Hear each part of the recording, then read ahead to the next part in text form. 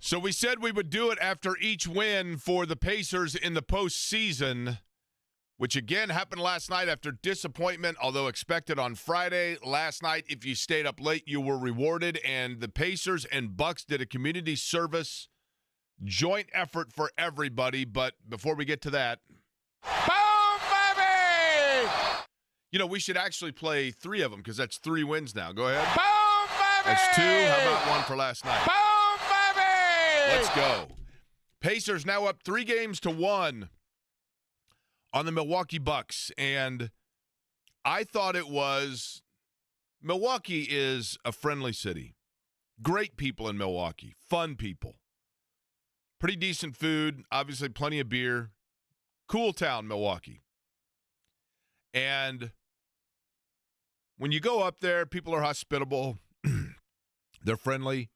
I was watching, I believe it was WTHR over the weekend, and I feel bad because they have a new sports reporter over there. Now, I think his last name, can you look up for me, Eddie, the last name of the new gentleman who is doing sports at WTHR, who's joined Dominic. Dominic has kind of moved up because Dave Calabro left, and so they now have a new guy that I saw his reports, did a pretty good job, and was up there interviewing fans. And as he's interviewing fans, he was asking them, you know, just what do you think, whatever. And the Milwaukee fans were like, oh, you know, we like Halliburton a lot. You know, he's from Oshkosh there, you know. And they were, like, nice about it. So, yes, it's a rivalry. But both teams, I thought it was nice of them to get together and realize that because it was the unusual circumstance of a game starting at, and that alone is weird enough, that a game in the Eastern Conference would start at 9:30 p.m., and so you knew that you were going to be up late. I thought it was nice that both teams got together and said, let's go ahead and make it so that people can get to bed early, right? And so that's what they did. They conspired together to make sure that it was a big enough blowout that if you wanted to, you could go ahead and turn it in. Eli Geen, by the way, is the new TV reporter at WTHR. Now, I feel bad for him. How'd you say his last name? Well, do you know how to say his last name? Is it Gain? Yes. But the reason I say, and that is spelled how? Gehn. That is just close enough to Ed Gein, Gein, who is the most brutal serial killer in the state of Wisconsin history, that I felt bad for him that his first road trip would be in the state of Wisconsin. Because if it says Eli Gain, that sounds close enough and spelled close enough to Ed Gein that I'm like, yeesh. But when he did this interview, the Milwaukee people seemed very friendly. And I thought it was nice that the Bucks were hospitable as well and rolled over with Doc Rivers taking Giannis out with, 4.5 minutes to go in the game, something like that? Yep. Waving the white flag. The Indiana Pacers are 1 win away from now the semifinals of the Eastern Conference, and presumably against the Cleveland Cavaliers, who have a 3-0 lead on Miami. The Pacers, in order to advance, have to win 1 of the next 3 games, with 2 of those being at Gainbridge Fieldhouse. The first opportunity to do so taking place tomorrow night at 6 p.m. The Pacers, right now, and the way that they played last night, they had, Eddie, 8 players in double figures? Yeah, a franchise record for a playoff game. They were, I believe, that is the second highest total they have tabulated in a playoff game. Yeah, they were 1 shy of tying the franchise career high for the 3rd time. They were, I think, had a 16-2 advantage on fast break points. And here's the thing, and this is why I believe personally. Now, Rick Carlisle might disagree. Chad Buchanan might disagree. Kevin Pritchard might disagree. Eddie White might disagree. I believe that last night was the best we have seen them play, maybe not this season, but certainly in the last month. And let me give you the reason. We know the Pacers are defined, and NBA teams in general. Give me a team in the playoffs, Eddie, off the top of your head. Not a 1 or 2 seed, but a team in the playoffs. Orlando Magic. The Orlando Magic. We know that Orlando's bell cow go-to guy is Paolo Banchero, right? Mm-hmm. Mm-hmm. And who is their number 2 guy? Franz Probably Wagner. one of the Wagners, right? Franz, yeah. But that's really it. That you have those two, and then after that, you drop off pretty significantly.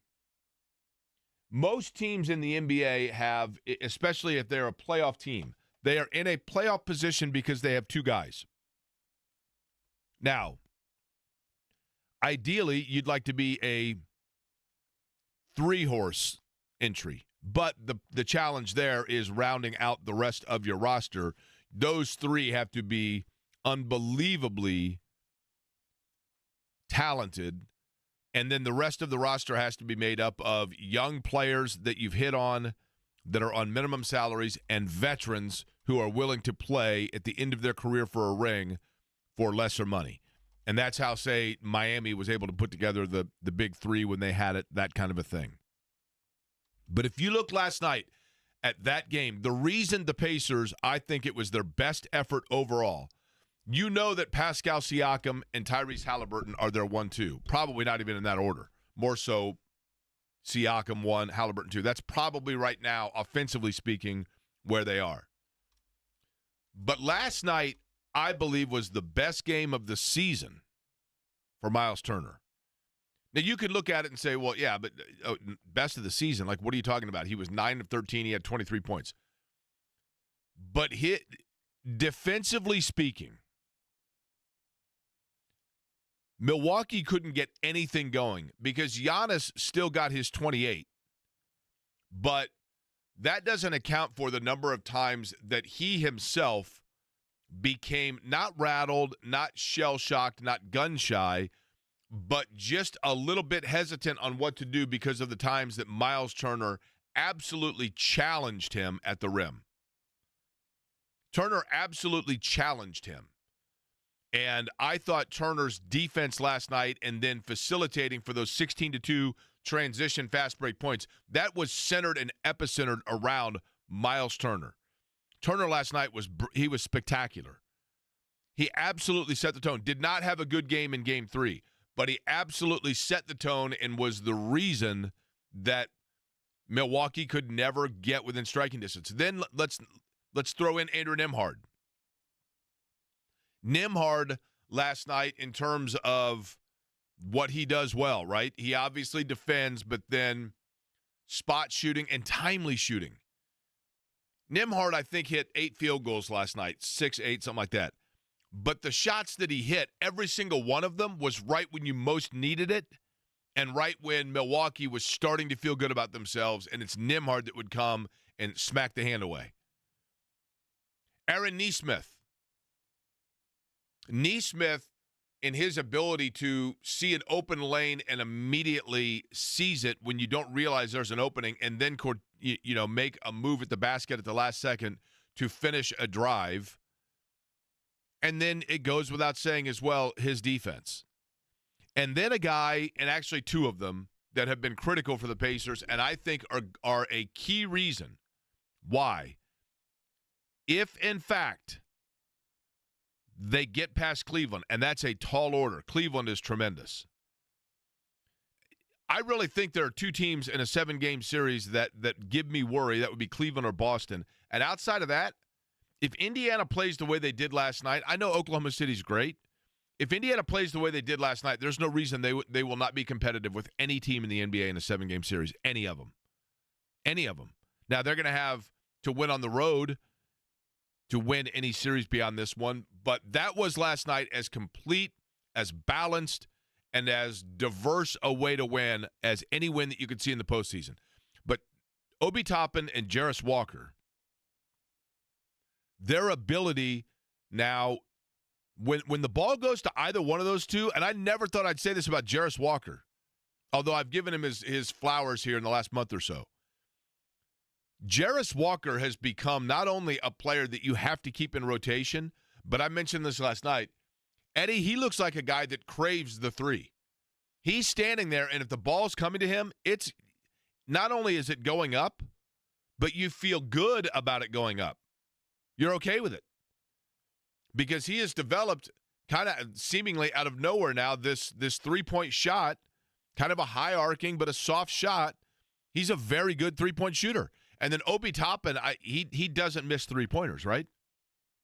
I don't think he does, Jake. Especially when they're wide open like he was yesterday. I mean, but between those two guys, 7 of 9 from 3. If Indiana gets that kind of production from those two guys off the bench on the regular, and then McConnell doing McConnell things, they are really, really, really tough to beat in those situations. I thought last night was fabulous. It was great fun. And we haven't even mentioned the fact that from Milwaukee's standpoint now, and I don't know how much – I mean, if you're Milwaukee, you clearly would rather have this guy on the floor than not. I have not seen official word today, but I am not a doctor. I need to give that disclaimer on the air. But I think it's pretty clear that Damian Lillard had an Achilles injury. Number one, because of the way he was pushing off on his ankle. Number two, it was completely no contact. Number three, you could see the ripple in his calf, which is a symptom of that. It's almost like a spring popping loose. I hate to be graphic. And number four, you could tell that Damian Lillard knew it. What's interesting to me is an Achilles rupture must not be like, aside from the initial shock of it, it must not send the shooting pain that an ankle sprain or a calf tear does, because you saw Lillard, as soon as it happened, sat on the floor like, well, somebody better come out here and get me because I can't move. And he looked completely resigned to the fact, realistic to the fact, and understanding of the fact of exactly what just happened.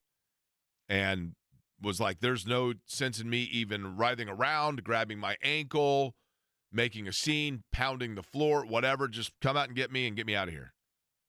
And then has there been official word today, Eddie, in any way about him? Not yet. He's getting imaging done today, though, is what Doc Rivers said after the game. Because it seemed to me, when you listen to the quotes afterwards from Rick Carlisle and everybody else, they knew exactly what it was that had taken place. Mm-hmm. Good afternoon to you. My name is Jake Query. That is the voice of Eddie Garrison. It is Query and Company here on 93.5 and 107.5, The Fan, on a glorious, best time of year Monday. Jake, how was your weekend? Let me tell you, Eddie. It was good. It ended in spectacular fashion. I'll explain.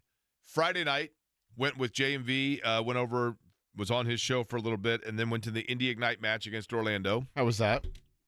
It was great fun.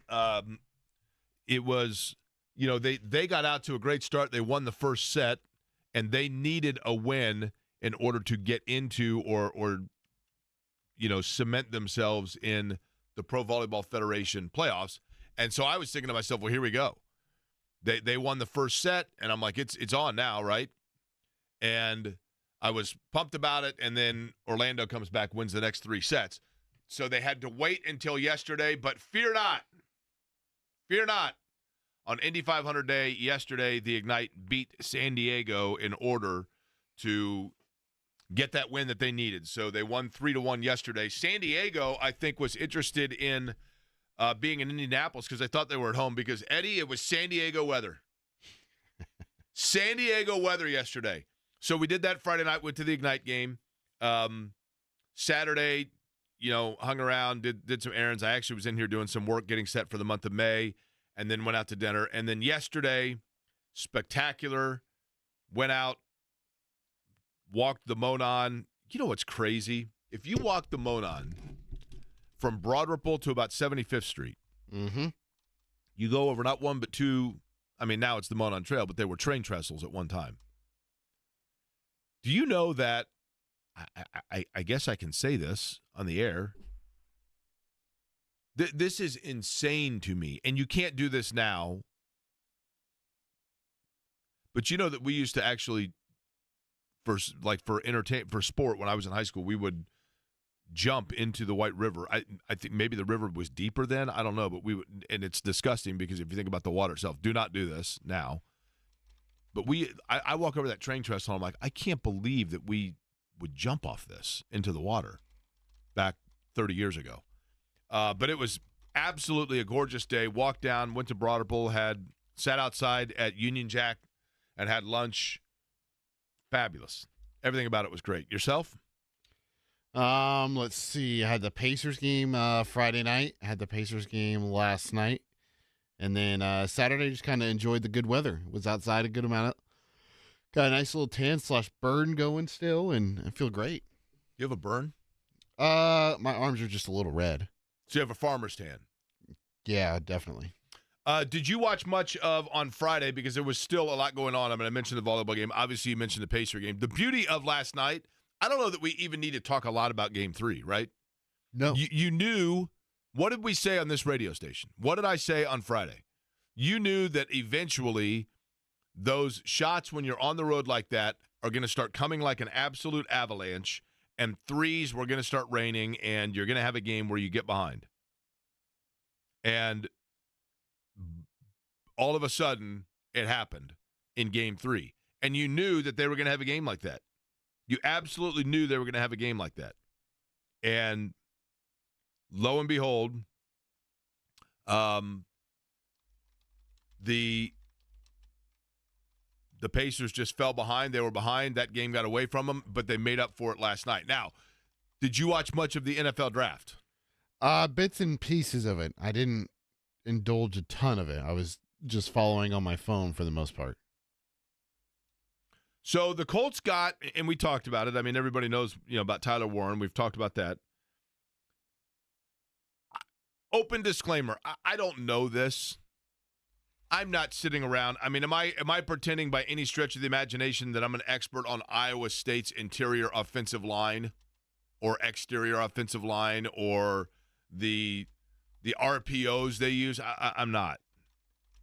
But in Jalen Travis, they got a guy that at the very least has huge size, 6'7", 340 out of Iowa State that they took at 127. The only thing I would say if I'm going to nitpick, and I can't offer a lot of insight, and if I said, I like his twitch. He's got real good burst off the line. I like what he has is when you look at Jalen Travis, you see a guy that's got a wide hip burst, but the way that he can rotate it quickly, he can see it on. Come on. What I know is this: he's a tackle, and that's not to say he can't play guard, but I would have assumed, and maybe this is the case, maybe they see this with him, that he can play a couple of different positions along the line. What I thought was interesting was in the later rounds, when you go out and you typically then are just shoring things up, they did not go with offensive line. I think Ballard feels pretty good about their offensive line, as he should, but I don't know that it has necessarily the depth of where he'd like it to be. They still went out and used a pick on a corner. They still went out and used a pick on a safety, so they're shoring up that area. Sunglasses and cell phone chargers. O-line and defensive backs. So they shored up that defensive back room a little bit. They did go with the quarterback and Riley Leonard. I think, Eddie, if I'm not mistaken, I know Quinn Ewers is one that I mentioned a lot, but there were a couple of times that we had said leading up to it that Riley Leonard was one that they were rumored to have an interest in, and obviously that was true because they went with him out of Notre Dame at the quarterback position. Mm-hmm. And then a running back. One of the things I found interesting about the running back, DJ Giddens, I looked into this a little bit.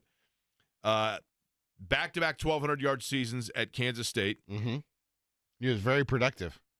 One area, though, where I'm not going to say he wasn't productive, but isn't necessarily his, to this point, something he has been used a lot for. You know what that is? I was going to say or guess his receiving game. Correct. He has 58 total receptions coming out of college. So he isn't necessarily – only reason I mention that is because you know what kind of back Jonathan Taylor is, and – oftentimes, if you are spelling somebody or if you have another player, you like to get kind of somebody that offsets what the other one doesn't do a lot. And sure, they still have other backs on the roster if they go that route. But because Taylor is not a normally used receiving back, I wondered if they wouldn't get somebody to complement him that is. But doesn't necessarily look like that's exactly what DJ Giddens is. Not to say that they don't see that in him. Who knows, right? Who knows what his role is going to be. And then, obviously, as I mentioned, they went with – now, this one's going to take me a minute to get used to. You ready? Uh-huh. I want to see if you can get it right.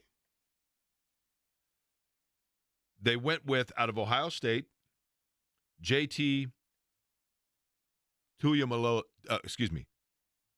Tuiamoloau. No. Tuiamoloau. Tuiamoloau.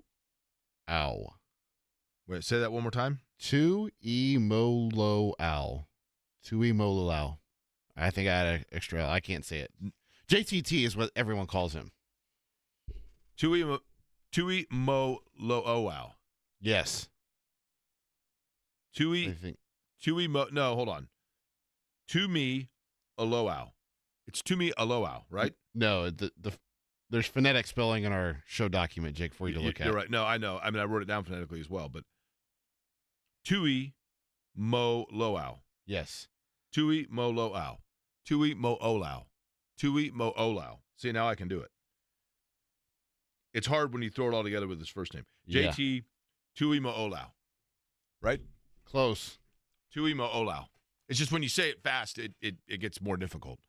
But either way, a pass rush, they continue to go after this. Somebody that I watched some highlights of him. You watched some tape? I did. But it's highlights, right? So, I mean. Well, it's draft season, so you're watching the tape. You could watch highlights of any player and go, this guy's a beast. Well, yeah, I mean, you're seeing the edited highlights, right? I mean, you could pull highlights of this show and think to yourself, that guy's good.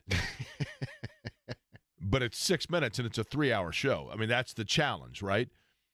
But in the tape that I watched, he does look disruptive.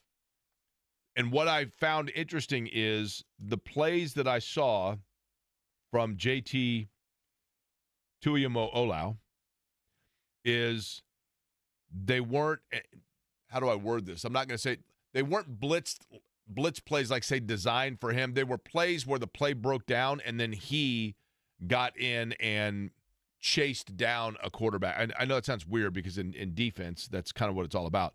But he's a guy that the plays that I saw him make were because all hell was breaking loose, and he was the one guy that never gave up on the play and chased down to make a play. Now, can he do that at the professional level? I have no idea. Had 12 sacks for Ohio State a year ago. I think what's interesting is if you're coming out of Ohio State, which, 1/3 of the NFL draft this year, I don't know if you know this, the NFL announced yesterday, interesting, 600,000 people attended the draft, and 117 Ohio State players were drafted. Really? Yes. Neither number was embellished. But the thing about Ohio State that's interesting, Ohio State is a football factory that has dudes all over the place. But you know where they don't find a lot of success? If you look at the list of players that have been drafted by the Indianapolis Colts out of Ohio State, yeah, it's not a great it has nothing to do with, right? It has nothing to do with one player just because somebody was not a great player 7 years ago out of Ohio State doesn't mean anything. But look at the names of players that have been drafted. Here are the players that the Indianapolis Colts have drafted out of Ohio State in the last, say, 20 years, okay? Tyquan Lewis. He's okay, right? Malik Hooker. He was okay. He was a first-round pick, though, right? Then you roll down further. Jack Mewhort. Played a couple years, solid player, but early retirement. Paris Campbell. Okay. Mike Doss. Yeah, that leaves you a little something there to be desired, right? Anthony Gonzalez, another one, first-round pick. The number of players that have been drafted out of Ohio State. Roy Hall. Roy Hall was the all-airport team. The guy got off the airplane and absolutely looked like Jerry Rice. And then he got out on the field, and you're like, yeah, no. Looked more like Jerry Lewis. Ben Hartsock, not a bad player. I mentioned Mike Doss. They've had a lot. And more often than not, when they come through, you're like, yeah, there was a lot more expectation there. Which school was my all-time favorite draft pick, Quinn Pitcock? Was he Ohio State or was he Georgia? Because he's the one that got addicted to video games and then had to quit. Ohio State also, Quinn Pitcock. So let's just hope that JT is not addicted to video games and has to retire as a result of it, right? Big show lined up for today. Mike Chappell going to join us. We'll go over some of the draft picks and areas where perhaps the Colts need to short things up.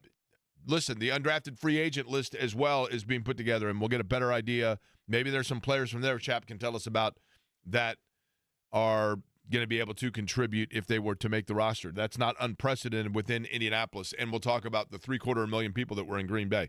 Dustin Dopirak going to join us 2 o'clock. But when we come back, nice, Eddie. Dopirak. When we come back, it looks like we have goodies to give away, and they are coming with a sun-splashed tent. I'll explain what I mean by that next.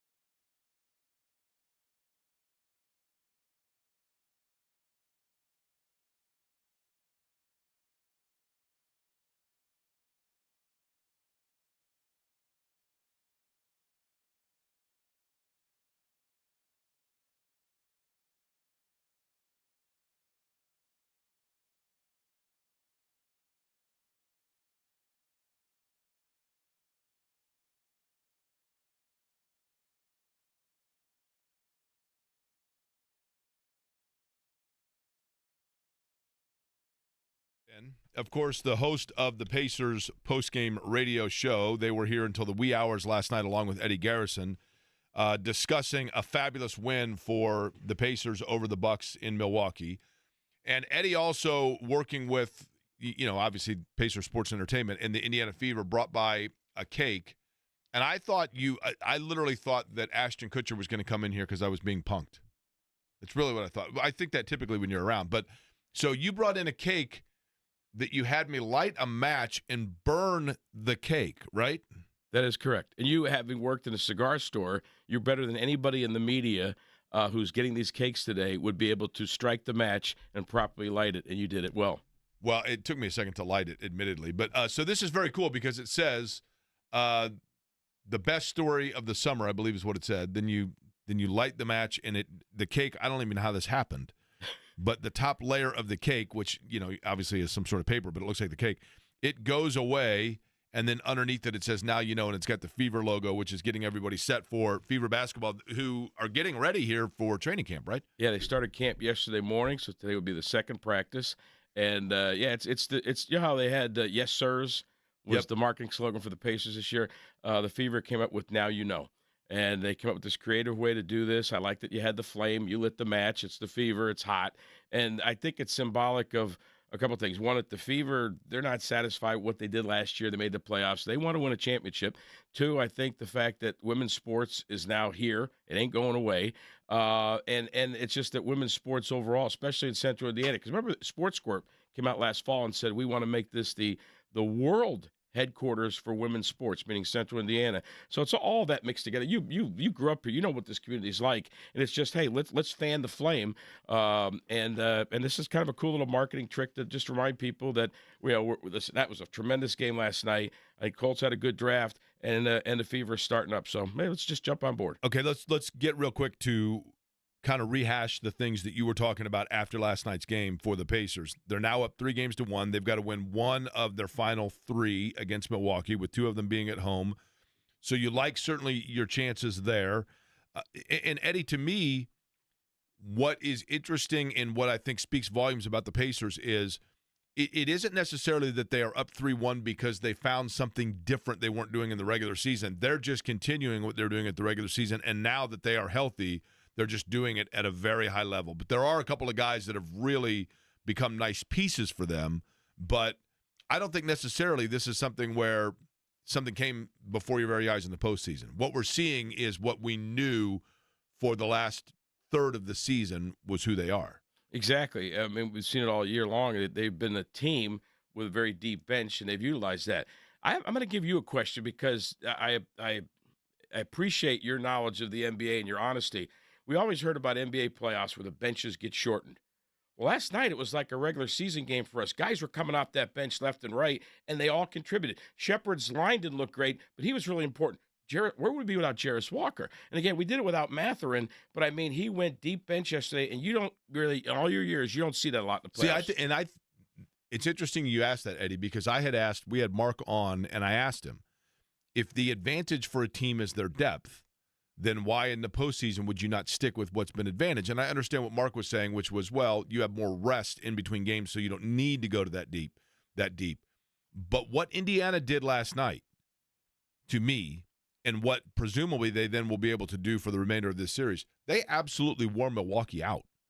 Green was able to come off and immediately heat check, start hitting threes, but at the same time, he's got to work for those threes so much, and then is having to move so much on the defensive end because of the ball movement the Pacers have, that then I think wore them down. And I think what Rick Carlisle did, Eddie, and you tell me if you think this was by the design, was he consistently was sending in the fresh legs because their pacing offensively was so fast that it wore Milwaukee down defensively to then where they weren't able to hit shots on the other end, which was not the case in 3. No. That's a keen observation. And I think that when you're doing that, if you notice last night, Doc Rivers played some guys who hadn't played.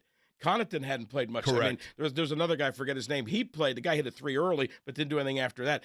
He saw his guys were gassed, and then when Lillard went down, which was terrible, now he's even more shorthanded. He had to play guys that hadn't played yet. And, of course, the Pacers had that experience of all year long we've seen guys like Obi and Jarris and TJ come off the bench, get double figures, and contribute to a victory. We saw it last night. So, yeah, if that's an asset, Why wouldn't you play that? And again, if they would win tomorrow night, which I think they will, do you do the same strategy when you get to Cleveland? I mean, if you're able to, I don't know. Cleveland's pretty deep too, though, Yeah. right? I mean, Cleveland's interesting because, not to put the cart before the horse here, but that's what we do, right? Cleveland is fascinating to me because they have really good players, but they don't have any.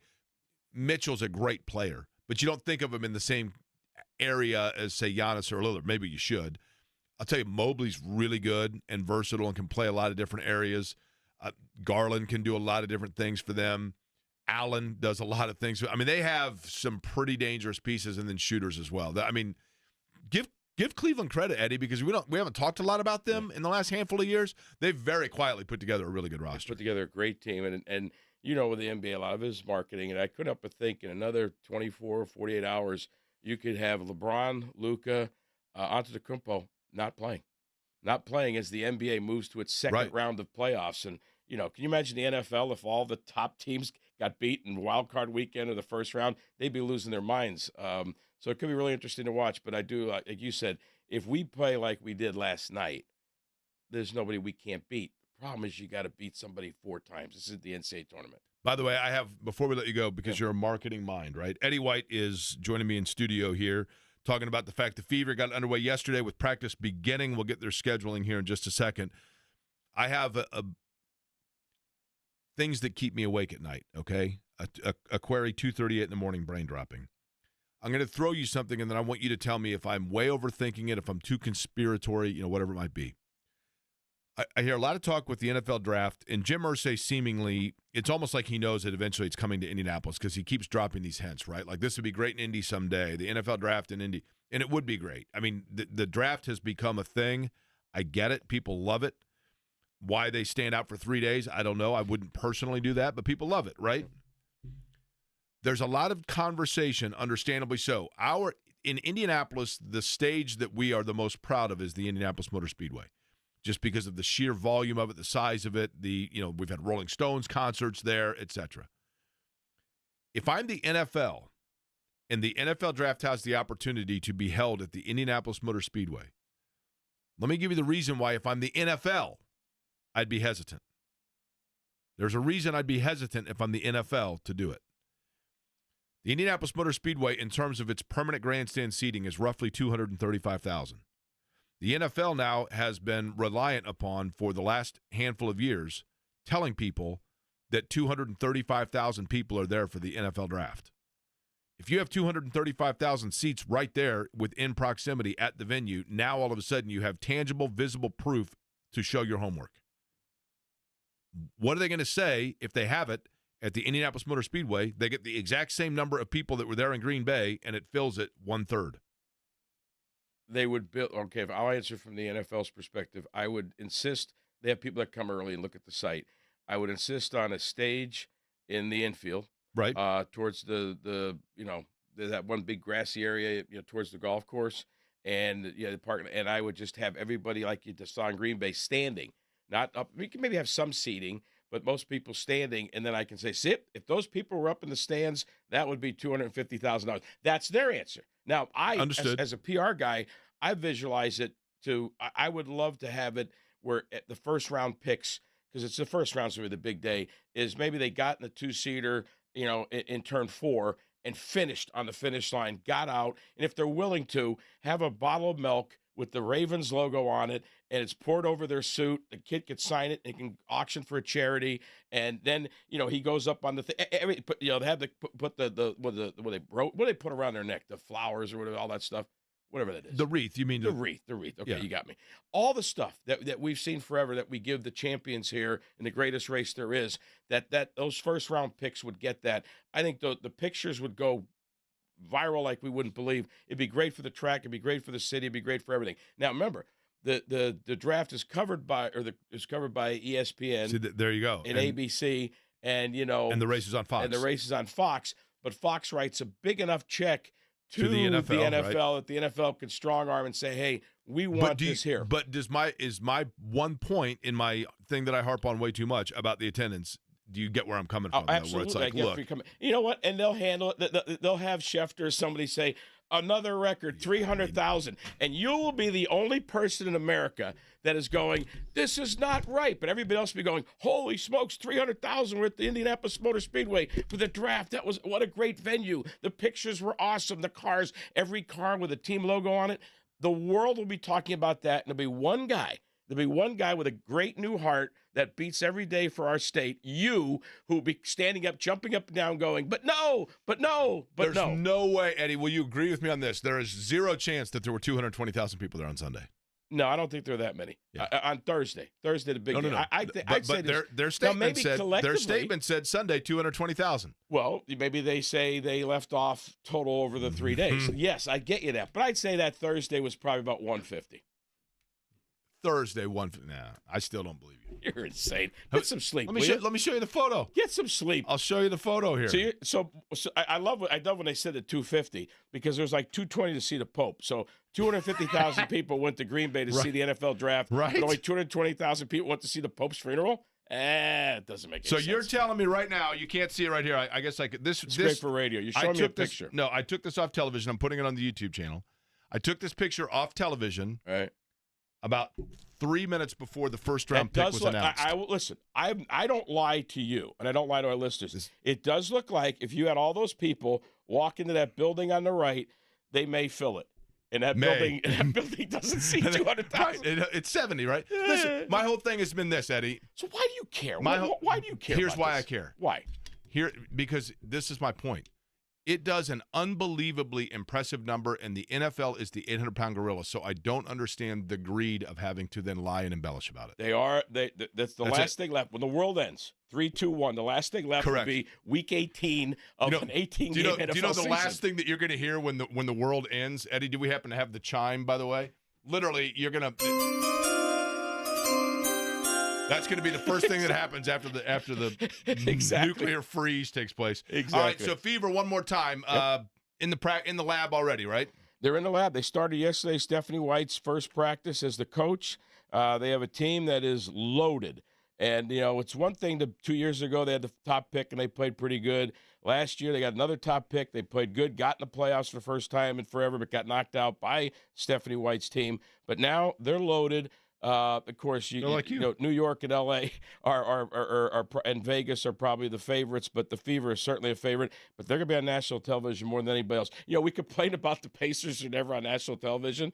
And, New York and the Lakers are always. Well, the flip side is that the Fever are the team that's the darling of the WNBA. Okay, so the Fever are loaded, and this cake is rich. So we're going to dive into it here in just a little bit. Eddie, always good to see you. Thanks, appreciate brother. it. God bless you. Again, post-game coverage will be for the Pacers after tomorrow night's game. Going to be earlier, too. Eddie and Eddie here. You'll be able to get out of here a little bit earlier than normal because 6 o'clock tomorrow will be Pacers and Bucks game number 4 in this radio station pregame beginning at 5:30. So John will be cut just a little bit short. As the Pacers try to close out Milwaukee. I said game 4. Sorry, that would be game number 5, obviously, as the Pacers try to close it out tomorrow night. Mike Chappell at about 15, back into the details of what the Colts acquired over the weekend next.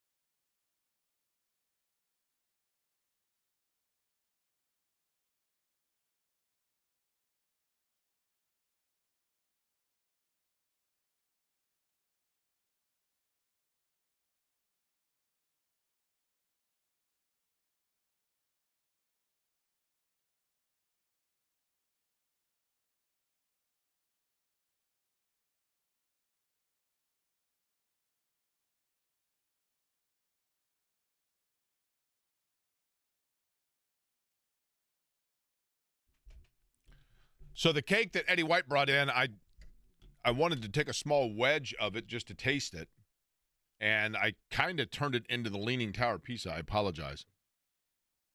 But I managed to get that cake is unbelievable, by the way. That is made by, let me see who makes that here. Hang on just a second, Eddie. Tap dance, will you? Tapping dance. Tap, tap, tap, tap, tap, tap, tap, tap. He's got to go walk over to the box to get the cake. Is there a company on top of that? Sweet Escape Cake Company. Sweet Escape Cake Company. The Sweet Escape Cake Very good. Company. They got the little fire on top, and then it burns off, and trust me. Oh, they're located in... Send the video out. Greenwood. Very, very good. I'm curious of this regarding the NFL draft. Because I don't know, and I don't want to sell people short by any stretch of the imagination or deny people a topic that they... But to me, it almost seems like there are 3 topics in sports talk radio that are considered like the lazy, you're not creative, your boss is going to be mad at you if you throw this out topic, because it's basically the equivalent. It's just punting. It's like, yeah, I'm mailing it in. If I ever do a show where I say, should Pete Rose be in the Hall of Fame? That's topic. There's 1, 2, and 3 in no particular order. Is Pete Rose in the Hall of Fame? Who is your Mount Rushmore of? And Indiana class basketball, your thoughts? Shot clock and in high school basketball as well. That's kind of in that same group of 3, the number 3, I guess, right? Same thing to an extent, yes. And so therefore, maybe this is the Mount Rushmore Pete Rose shot clock high school basketball topic of the draft. Ooh. Shedeur Sanders falling? Yes. To the 5th round? Do people care about Shedeur Sanders? That was what I was going to say. Because, I mean, it's such a national talking point. And this is simply what I would say about Shedeur Sanders. I recall Michael Sam, I believe was his name. Michael Sam was, Tony Dungy caught some grief when Michael Sam was coming out of college at Missouri as the first outwardly gay player in football. And Tony Dungy said, here's the thing, with any player, regardless of the status of, or, you know, the player itself or whatever the side story is, you weigh out the amount of non-football related buzz that the player will bring with them versus the amount of on-field talent they have. And then you make your determination. And that's why Tony Dungy said, and for that reason, Michael Sam is a guy that I probably would not draft. And Tony Dungy got a lot of criticism for that. Tim Tebow is another one that eventually the scrutiny around Tim Tebow got to such. You remember when Tim Tebow signed with the Jets and literally like ESPN became EJET. I mean, it was like it was back to Jets training camp next. And if you were I think the Jets thought to themselves, this is like a third tight end or a second string quarterback for us. Why are we going through all of this microscope for this level of return? And while I think Shedeur Sanders has talent, I didn't watch him a lot at Colorado, admittedly, but there was an element of, I think teams strictly looked at what he brought to the table aside from his on-field production and then weighed whether or not they felt that was going to be of worth to them.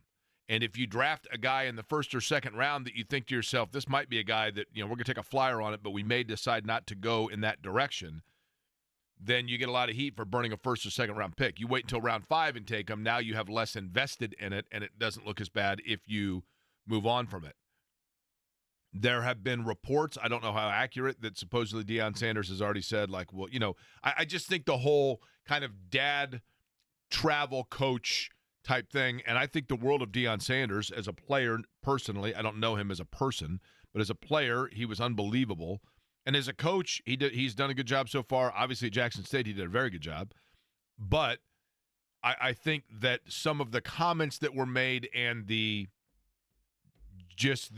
almost pre-shot warnings of the involvement that you were going to get from the entire Sanders camp gave teams pause of, okay, if this was a guy coming out with Cam Newton or Michael Vick or Eli Manning level promise, that's one thing.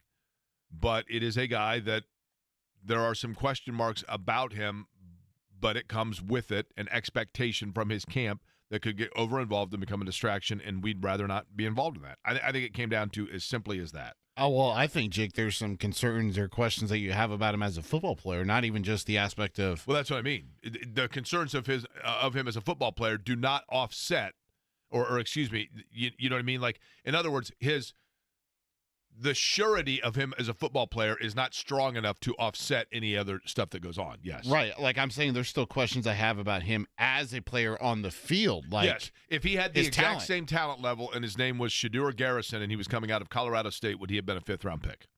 I don't know. Like, the questions I have about Shedeur Sanders is his arm strong enough to make some of these tight window throws in the NFL? Because there's a lot of questions. He didn't throw at the combine around other guys who got drafted, because there's a lot of people wondering if he had the same in terms of zip on the ball to get it across the field as you see some of these other prospects. And his mobility in the pocket, is he mobile enough to escape pressure? And can he win against some of the top, or can he play against really good competition? Because anytime at Colorado they faced anyone that was remotely good, Shedeur Sanders was not good on the football field. You saw the prank, right? I did. Apparently, Tyler Warren got pranked also. So it wasn't just Shedeur Sanders that was pranked. I like the fact that, here's the thing I couldn't figure out. The video comes out. For those that are unfamiliar with what took place, there was a video that was posted by two guys that prank called Shedeur Sanders, like in the second round, pretended to be the general manager of the Saints and said, we're going to take you, but you're going to have to wait a while. And Sanders was very confused by it. These kids posted the video of it, and, whatever. And then the NFL comes out and says, we're going to investigate this. And you find out it's the son of a staff member of the Atlanta Falcons. Well, why did the NFL have to figure that out? The video's out there. You know what I mean? Yeah. The video had been out for a day. Nobody in Atlanta is like, wait a minute, that's John's kid. I remember him from the company picnic party. Mike Chappell joins us next.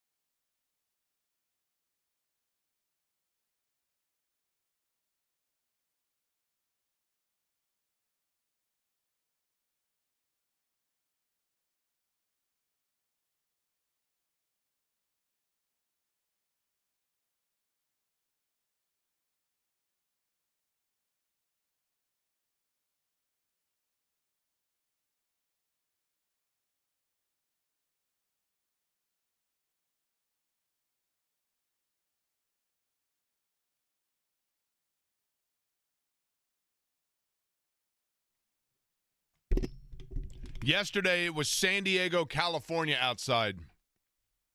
363 days a year, Eddie. It's like that in San Diego. Really?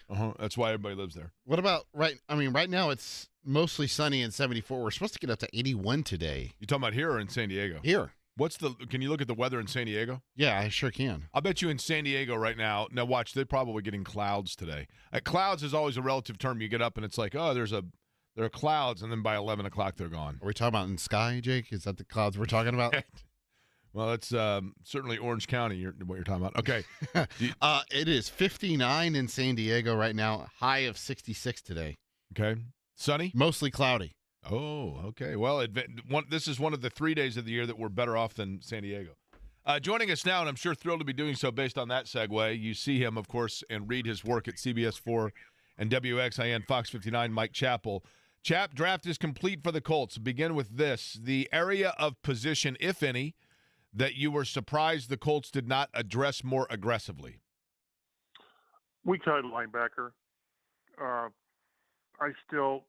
There's still a need there, and we talked to Chris Ballard and Shane Steichen after the draft, and it seems like they were either going to be or need to be a little more creative, because right now the linebacker room's a little thin with proven talent, and they were talking, well, maybe we're going to, and they play a lot of sub packages with two linebackers. But it sounds like that's really going to be stressed, where there's maybe an extra defensive back on the field a lot more with what they want to do in Anarumo's defense. But they really still haven't replaced E.J. Speed. Jalen Carlisle will certainly be given that chance, and he played well. Last year as a rookie, I think he had shoulder surgery, which is always it's never a good thing to have surgery in the off season, but that's probably will be a non-factor. So that's the one area, and it's funny, if you went to every team, there's something they weren't able to do. You just, and if you did it with a 7th round pick, then you really didn't do it. If you know what I mean. So they had to come out of this draft with a tight end who was a cut above. Whether it was Tyler Warren, whether it was Colston Loveland, they had to get one of them. They just had to. So they did that. And if Warren is what everyone expects him to be, then it's a good draft. It is. And then you get maybe the JT guy. I'm not going to even try to mangle his last name, the in from Ohio State. Okay, here we go. I think I got it. You ready? Go ahead. I'm ready for you. Eddie, I want you to grade me here. Tuimolau.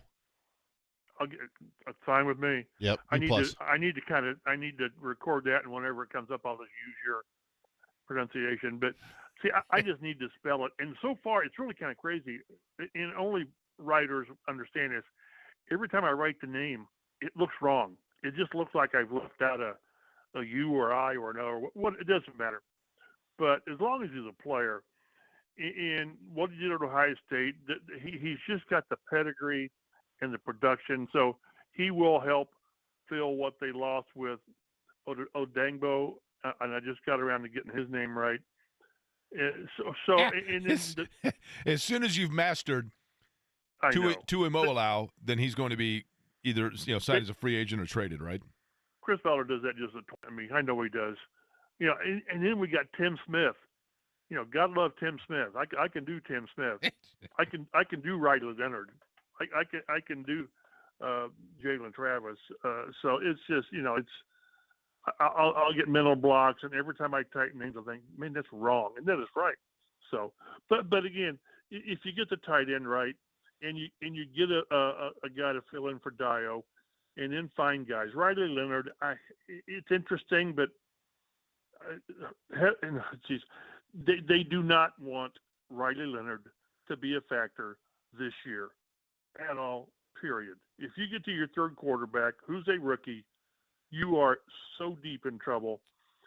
But again, they did what they needed to do. Again, I thought weak side because now one of the things they're talking about is moving the safety from Wisconsin Roller from safety to linebacker because he's got some linebacker qualities, and that's fine. So every team has something that they still haven't done. If you look at this team, I'm doing a roster evaluation now, and if you look at this team from free agency to the draft to where they were in January, this is a better team. It just is. But if the quarterback doesn't work, you're screwed. So that's where a lot of teams are. So they're screwed. What's that? I said, so they're screwed. I'm not going there. You really want to take this conversation there? but that's going to be. But deep down, 40% of the city, as soon as you said, but if the quarterback can't play, they're screwed. I know. 40% of people going, so they're screwed, right? I know. And we've talked. I hope Richardson is the guy.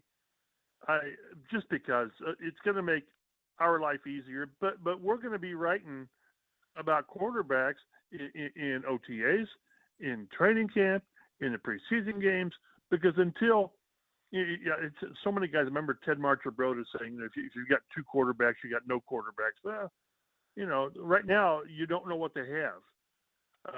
But if Richardson works, I guess even if Jones works, I mean, I just don't want to go there because I don't.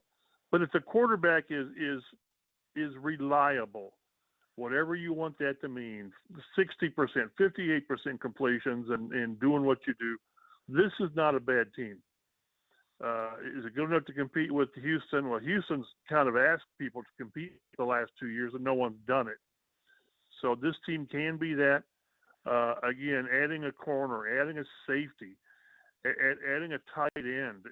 When we set out in January and I did my priorities, when you look at the roster, this is what they need. Those were like the top three at the list. And you got two quality DBs and you got one of the top two tight ends in the draft. So, if you really have a problem with what they've done, then your problem is with Chris Ballard and the whole organization, not with what they've done, because they've done so far what they needed to do. Chap, when you look at, great defenses over the years, or even units on defense, develop nicknames, right? I mean, you got the Doomsday Defense, the Monsters of the Midway, the Killer Bees, the Purple People Eaters, Legion on of and Boom. on, right? So Legion of Boom. Yeah. So if you've got DeForest Buckner, whose mother is Samoan and grew up in Hawaii, you've got Liatu Latu, and you now have Tuimo Laulau. Okay, you had to think about it, didn't you? Tuimo Laulau. Yeah, JT. So what I'm getting at is we can save a lot of syllables if we can come up with some sort of a Pacific-themed nickname for this pass rush. That Jake is your assignment going into next week. Okay? I was going to say if you're a quarterback, you're looking at it as the Pacific Grim, but that sounds too negative because we want these guys to be positive, right? Right. Yeah. Okay. But there's something there, and fans will come up with it. I won't because I won't. But yeah, I think before you get a nickname, you got to play, right?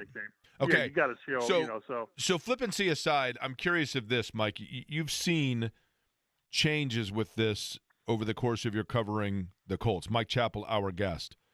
When you have a defensive coordinator that comes in and you are schematically altering the way you play, if a guy's a good defensive player, is he a good defensive player, period, and therefore you just know that he is going to be able to learn a new scheme and be as equally effective in that?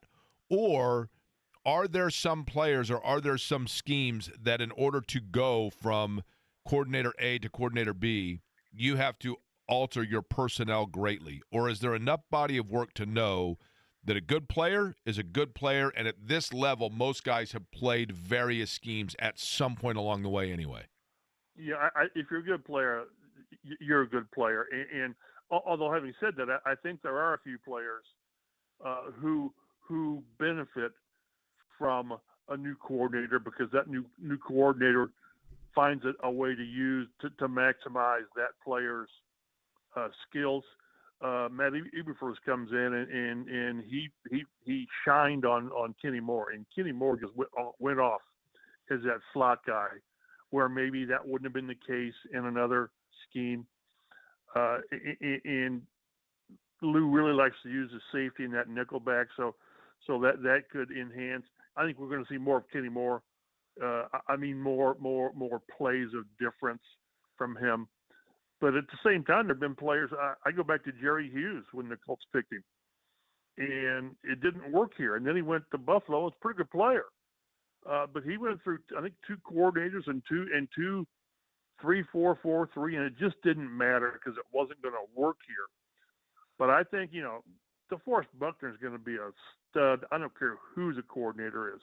I don't think a coordinator can be so bad that he mucks up DeForest Buckner. So again, if you're a player, it works. But I think there are occasions where a coordinator change can, when he evaluates players, that this guy might be better doing this or doing it this way. That's why they've got some really good pieces, and I think they'll get the best out of these guys. They're still thin at linebacker. They just are. You can, whenever you have to scheme or be creative, it's generally because you lack something. I don't like a team that has to be creative with its pass rush, because that means you don't have guys that can win one-on-ones. But no, I like the possibilities. I like what they've done. It's funny. I didn't expect Reggie Wayne to get a receiver, and he didn't, because of the room they've got. But they really touched every other area. The running back room needed a young guy that might be a 3-down guy, and Giddens might be that guy. So, again, I like what they do. But no, to your point, if you've got defensive players that can do it, and they've got guys that have played well. Now, the group wasn't very good last year because the secondary was awful, and the pass rush kind of came and went. So I think what they've done, this could be a very good defense, top 10 defense. I'm not going there until I see what they've got, but I do like what they've done thus far with the defense. Mike Chappell is our guest. Chap, we haven't talked to you about Tyler Warren since they drafted him. He played – Penn State used him a little of everywhere, and by that I mean tight end, kind of like almost a fullback at times. Right. He took, wildcat snaps, etc. I'm right. not saying the Colts go that route, but did they use him more than just the traditional tight end set? No question. And we were talking to Shane Steichen on and off the record on Saturday night, and he's not really expansive when he talks. That's just how he is. But boy, he really went on and on about Warren and what you can do, and I mentioned to him about how many pages of his playbook of his offensive playbook he couldn't use. He hasn't been able to use because he hasn't had a tight end to where you can draw up things to where it's part of your offense and not just a trick play here or there. So, yeah. Now, and again, around the goal line inside the 10, there's so much you can do. I don't know that you're gonna. I don't know why you would replace Anthony Richardson with Tyler Warren to run out of the Wildcat or whatever, because that's what down there's where Richardson is so effective. But he just gives you so much. And to tell you where their bar was, and I mean this in no disrespect whatsoever, but they kept going back to what Jack Doyle brought to this offense. And Jack Doyle brought a ton to this offense. One of the all-time great stories this team's had, but he's what they've missed. And he was a 2-time Pro Bowler, but what he was just the dirty job guy, the blocking and the 8-yard catch on 3rd and 7, and he was what they've missed. And this is what you hope Warren is Jack Doyle plus, and he should be. He brings more possibilities than Jack did, and Jack did so much for this team. But what he left in 2021, so they've gone years without having that guy, and they've drafted mid-round, and it hasn't worked. And I looked at this is the first tight end since Dallas Clark in 2003, and only the second one they've ever taken. The Colts have taken in round 1, and that goes back to Baltimore. So when you need that guy, and the draft says, well, here you go. It was, it's like Chris Ballard told us, it was easy. It was an easy decision. He compared it to when they took Quentin Nelson. at 6 in, 18. He just said, yeah, of course that's who we're taking. And in this case, yes, of course that's who we're taking. Okay, Chap, you ready for this? Now, Sure. are you sitting down by chance? I am. Okay, I want to make sure because I don't want to floor you and get anybody hurt here. Tui Ma'olau. Yeah. Tui Ma'olau. Say that like, okay, now JT Tui Ma'olau. See, there was still that hesitation. See? Here's the thing. I'll tell you where the hesitation is.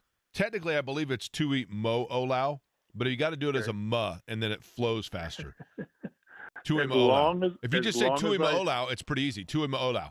But if you say Tui Mo'olau, then it becomes more difficult. Now all you're doing is screwing with me, and Tui Ma'olau. It makes it harder. See? JT. The trouble is now we got 2 JTs in the locker room. So, you're right. You're going to go in and say, hey, JT, and 2 guys will turn around. Although JT. How about Tui? Just call him Tui. Like you JTT got Tua. is Now, what they call imagine him. if they're playing Miami and you got Tui sacking Tua, right? See, why do you go down the rabbit hole like then you this? get Red Porter there telling you how much time's left, and now you're really in trouble, right? 2 minutes.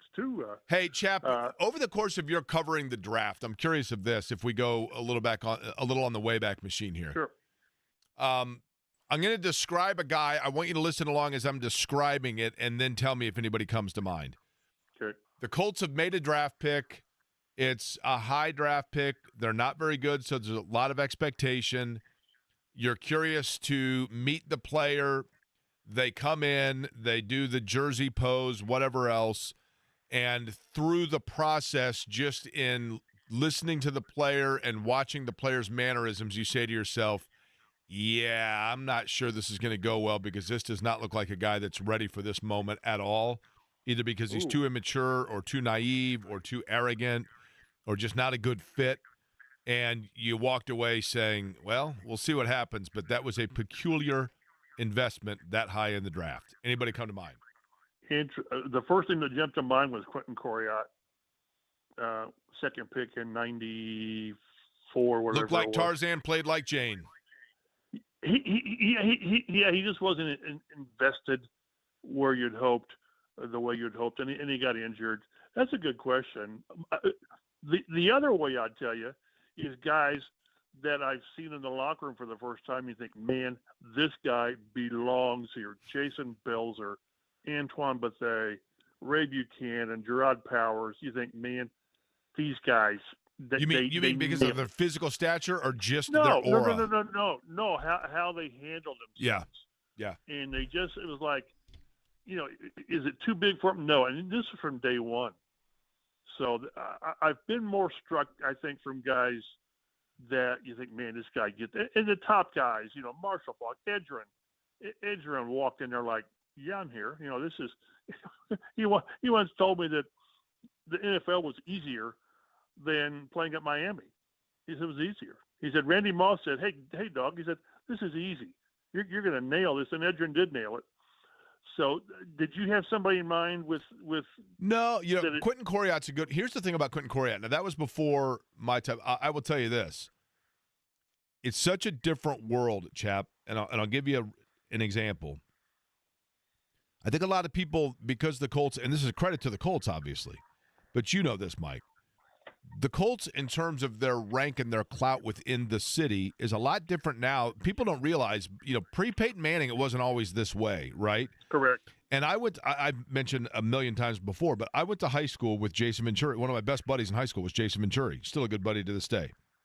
His dad's Rick Venturi, right? Right. The summer after my freshman year of college, I'm home for the summer, and Jay and I are hanging out, and I'm over at Venturi's house. And Mr. Venturi, as we called him, walks in. And we knew, like, okay, yeah, Jason's dad's a Colts coach. And he was at that time he had been, gosh, they had gone through, I think that was when I'm trying to think of the timeline here. He had been the interim head coach, I believe, and suspended Dickerson and all of that. I mean, there was a lot of noise going on. Or whatever it was. But anyway, so he was the D coordinator, I believe. But he walked in, and I remember they had the first and second pick. And I said, oh, yeah, hey, Mr. Venturi. I go, man, you've had to have been busy. You guys got a big draft coming up. He said, yeah. And he said, boy, I'll tell you, they got 2 really good defenders that I think we're going to end up taking 1 and 2, the kid out of Washington and then this Quentin Coriat, who's just a beast. And that was as much as like pre-draft that I had heard about it, just because it wasn't like today's climate with the Colts. And it was just like, yeah, it's Jason's dad who happens to be a coach for the Colts. Now, can you imagine today if you were, I mean, Gus Bradley's kids in school last year were probably the most popular kid on campus, right? I mean, Jason was, but you get what I'm saying. But when at that time, I was so geeked about it because I went back and looked, started researching about Coriat, and then when he got drafted, they showed one highlight of him at Texas A&M where he decapitated a guy and then stood over the rolling head, and you thought to yourself, this guy is Dick Butkus and Lawrence Taylor wrapped into one, and that was he had an almost interception against Jacksonville, and that was his highlight. Almost interception against Pittsburgh in the playoffs. Or Pittsburgh, that's what I meant. I'm sorry, Pittsburgh. Yeah, yes. would have sent him to the Super Bowl. Yeah, that's what I meant. Pittsburgh. And I tell you that draft too. It was 1, 2, and then 29. Whatever. Actually, Ambrose was like the first pick of the second round. And he was a solid player. Yeah, he was better after he left here. But yeah, it's just, and that's why I always pick Rick's brain. I call him Coach Rick, whatever. But I enjoy. I had lunch with him a few weeks ago, and he's just a fountain of experience and knowledge and all this stuff. So, yeah, great guy. We go way back. And it's really the most fun I have is when you get a chance to catch up with guys like that. Well, occasionally with Tom Moore or whatever, to run into these guys, and they just know stuff. And it's just great to listen to Rick and his negative rants on coordinators and players he likes and players he doesn't like, but never a dull moment with Coach Vittori. I'll tell you what's funny, Chap. When you think about that 92 draft, and it's easy to look back now and say, man, the Colts had such an almost unprecedented opportunity to draft first and second, right? Right. And then you think, and they got Entman and Coriat. Well, what's funny is that draft overall, it's hard to find two other players in that draft that you would say, okay, that's who they should have gone with. You know what I mean? Right. I mean, Desmond Howard was the fourth pick. Terrell Buckley, good player, I guess, was fifth. But then after that, I mean, Carl Pickens was like the 30th pick, and he might have been the third best player in that draft. I mean, that was an incredibly dry draft. And again, you never know. Coriat was. He never was what you hoped to be. Entman, you just don't know. I mean, I think he blew out both legs, both knees, his first 2 years, and whether there was something behind that or whatever. One of the all-time snapshot moments was him. Remember, he returned an interception against Marino, like 90 yards. Yep. Oh yeah. And then they show him on the bench sucking the oxygen. Yeah. And what people don't remember is, as soon as that ball was intercepted, Marino's walking off the field and didn't even bother to chase his big lug down the field, which is not a surprise. But that could have been such a transformational draft, and well, didn't. Mike, what's funny is, to be fair to those two guys, when healthy, both of them were perfectly serviceable NFL players. They just, again, you evaluate guys based on where they are taken, and they were 1 and 2. Tyler Warren, number 1 overall in terms of for the Colts in this year's draft, feels like a home run. JT Tui, we'll simply call him that, as the second rounder on the defensive side. I may try that and see if he says, hey, that's not my name. Yeah, I like that. JT Tui? Yeah. Now that also becomes a little tricky, right? Just Tui. You mean, is it T-O-O-Y or is it T? That's right. No, this is just a conversation. So, again, I need Tui to get to where I spell it. And I understand that's how you spell it. Tui Ma'aloau. See, there was a reason that I shouldn't have taken the phone call today, because you totally messed me up. And you probably said it right. Just Tui. 95% of the time. See? Yeah, just Tui. I appreciate it, Jake. I appreciate it. Chap, we'll talk to you soon. Appreciate the time as always. Be well, guys. All right, Mike Chappell, CBS 4, WXIN, Fox 59, and now president, charter member of the JT Tui Mualolau fan club. I got it right that time, right, Eddie? JT Tui Moloau. Tui Moloau. Is there a second L in there? No, just one. Okay, say it how you just said it again. JT Yep. Tuimoloau. Moloau. Yeah.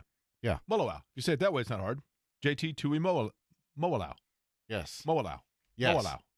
JT Tuimoloau. Say it along with me. You Say got it with you. JT Tui Moloau. Moloau. Yeah, that way it's not hard. No. JT, that Tui on front, the JT is what screws the whole thing. It's the T to the T. Correct. Tui Moalau is not hard. No. That's pretty easy once you say it that way. Tui Moalau. Yeah, that's easy.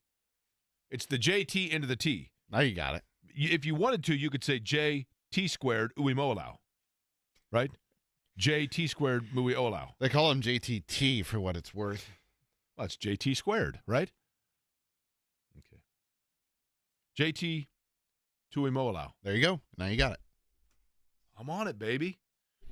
Yesterday, something began here in central Indiana, and in about a week, more is going to begin in central Indiana that's going to ramp things up. And I'm not talking about necessarily the draft or even what happened last night in Milwaukee. We'll explain.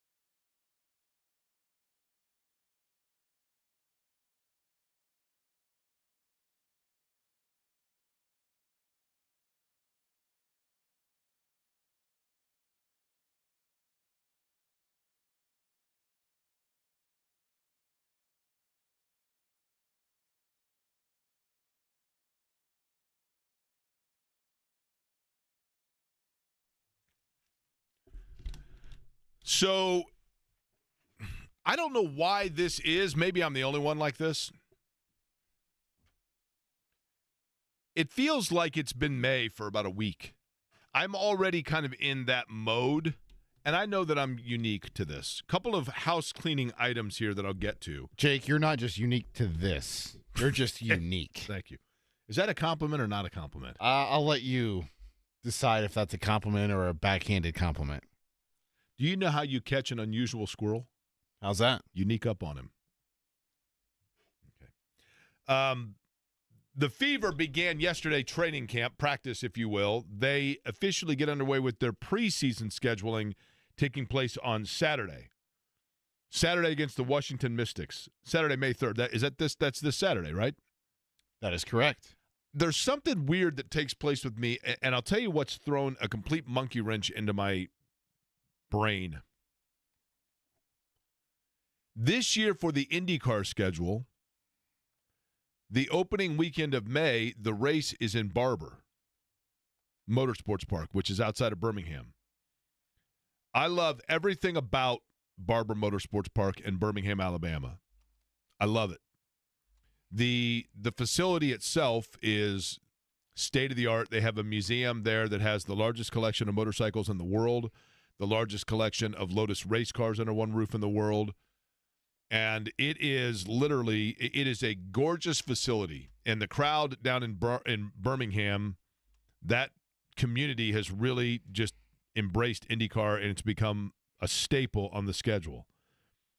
And because that race, though, has always been in April, it throws me off because now knowing that there's a race the first weekend in May, in my mind, when I think May, I think Indianapolis Motor Speedway exclusively. Now, that's not – I mean, there have always been – in the past, there have been races in the month of May leading up to Indy. So this is not, like, unprecedented. But it just throws off the calendar in my brain. And additionally, in terms of my – not that people care about my regiment or my habits, but I am somewhat a creature of habit – I am not doing the race this weekend at Barber. What? So I'm not going down and doing that race because it is the same day as, and the reason I mention it, the Fever are playing the Mystics on Saturday at 1 o'clock. That's not why I'm not going to Barber. I'm not going to Barber because I'm doing the mini marathon. Let's go. And I know that sounds weird, and I totally understand that it sounds weird, and now, is this the Indy Mini? I get it. Correct. So the mini marathon, which is this Saturday, and I am very appreciative of Chris Pollock and Mark Janes and the team at IndyCar Radio and everybody else for understanding, because it wasn't even, I mean, when I just said, hey, when that schedule came out, I'm like, look, I'm going to do the mini, and I think they understood it, and I don't have to go into too much detail because I've beaten that too much, but for me personally, the mini marathon, I made a pact to myself a while ago when I thought I wouldn't be able to do one, because I think I've done it each year. And there was a year where I said to myself, I'm going to do everything I can to be able to try to do that again. And so long as I am physically capable of doing it, I'm going to do it every single year. That is a personal, physical health goal of mine each and every year. And so because I am able to do it this year, and when I say able, I mean I have the mobility to do it, then I'm doing the mini. So I'm staying home to do the mini marathon on Saturday. Not saying I'm going to do it in blistering time, but I'm going to do it nonetheless. Mottman's doing it with me. That was a challenge that I gave to him before he did the angioplasty to keep me from kicking it. So that's what I said to him. I said, if I survive this, will I be able to do the mini in 6 months from now? 7 Looks like months from now. it'll be beautiful weather, too. And it's going to be perfect, I think. And he said, I don't know, there's a lot that goes into that. And I said, well, I want you to do it with me if I do it. And he took me up on it, and we've done it every year since. So that's what I'm doing on Saturday. And then it leads into the month of May. So the two house cleaning items here to get to regarding that.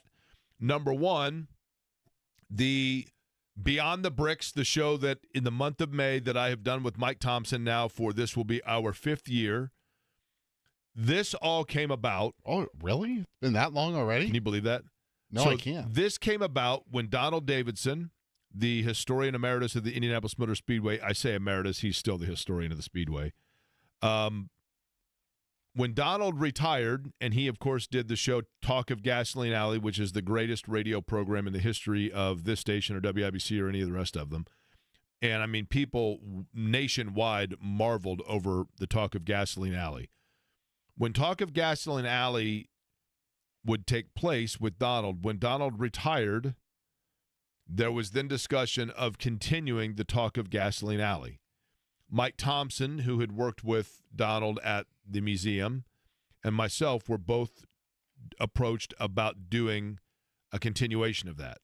Mike and I both know that not only would it have been an insult to Donald to try to carry on what he had set in terms of that show, no one could do that. And furthermore, if you have it listed as Talk of Gasoline Alley and people are anticipating that means call-ins of asking about riding mechanics from the 1929 race, that is so well beyond my level of capability as well as Mike's. But Mike has an incredible audio archive of Indianapolis 500 related radio clips from 1945 to present, really.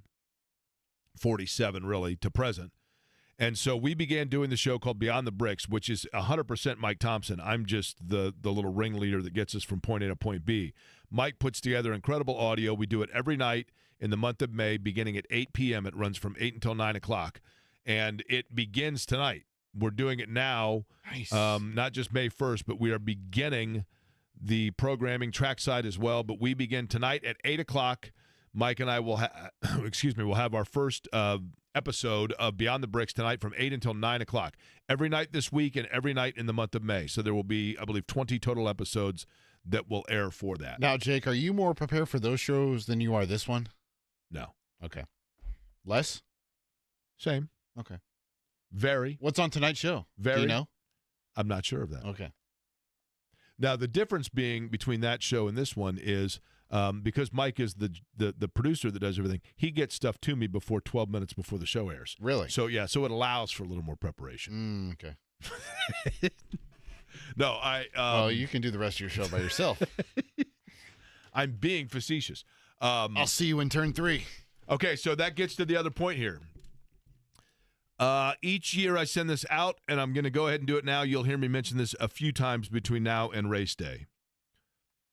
Several years, and this is what makes the Indianapolis 500. People ask me all the time why I love the 500 so much. It's a very good question, and at times can be a hard one to answer. But I'll explain why and what I need from you people to help me out on the other side.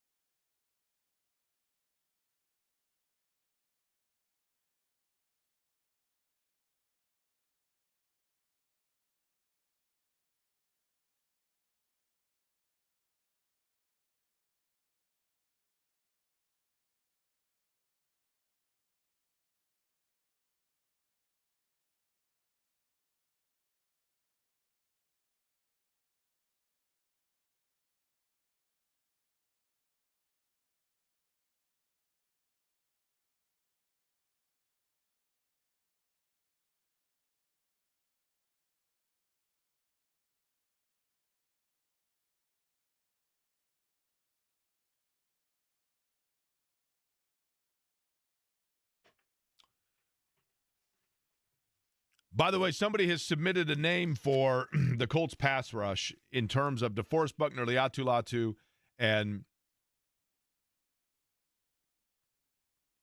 Tui Moalau, right? Ding. Because they are all from the Pacific Rim, essentially. DeForest Buckner is Hawaiian, I realize, but his mother's Samoan. I believe Liatu Latu is American Samoan, right? And then Tui Moalau he's of Polynesian descent of some sort. I don't mean to lump that all into one area. That's an insulting thing to do, but we were trying to think of names for it. I do kind of like this one because of the largest export of that area. Maybe this is exclusive to Hawaii, but I don't think so. The Pineapple Express. That's not bad in terms of the pass rush of those three guys. We got to come up with some sort of Pacific-themed name for them.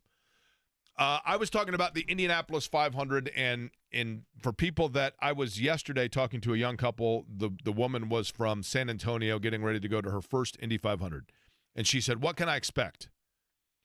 And I said, "Well, it's going to hit every sense because you're going to see things you never thought you'd see. You're going to hear a lot. The colors, I mean, all of it. It is unlike anything else." Eddie, you have been to how many Indy 500s? My first one was when I was a senior in high school, which was 17, and I've gone to every one since. Okay.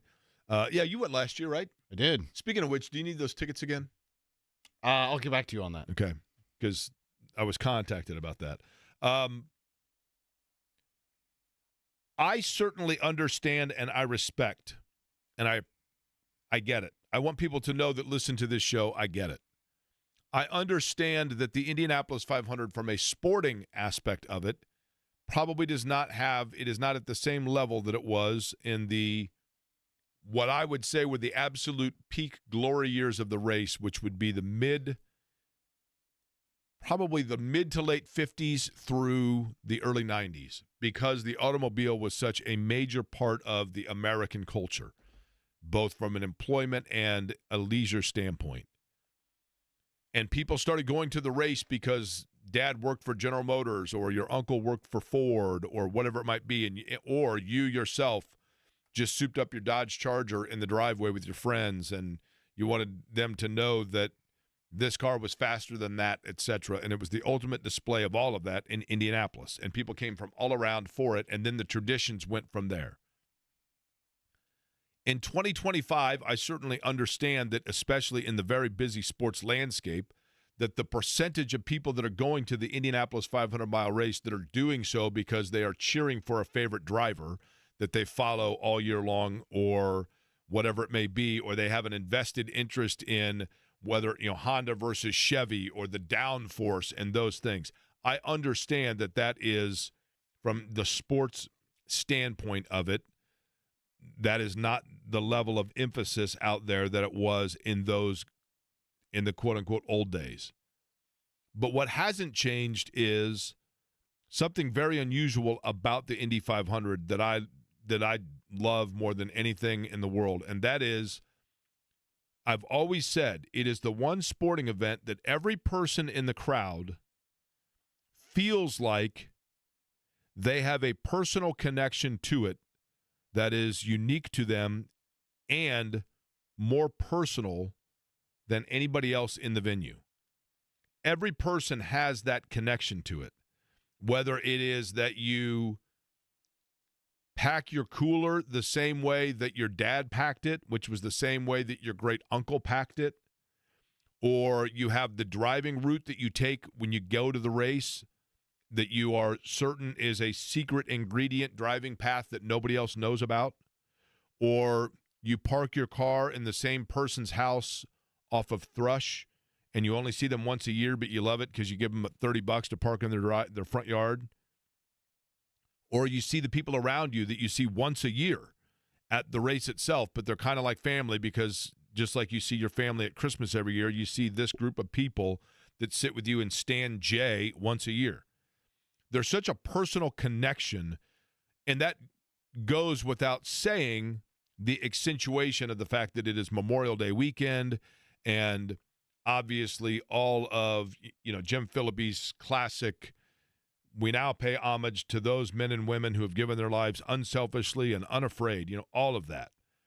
It is so special to so many people that the race energy and the thrill of the race itself is the icing on the cake, because the cake is the day and the tradition in its own right.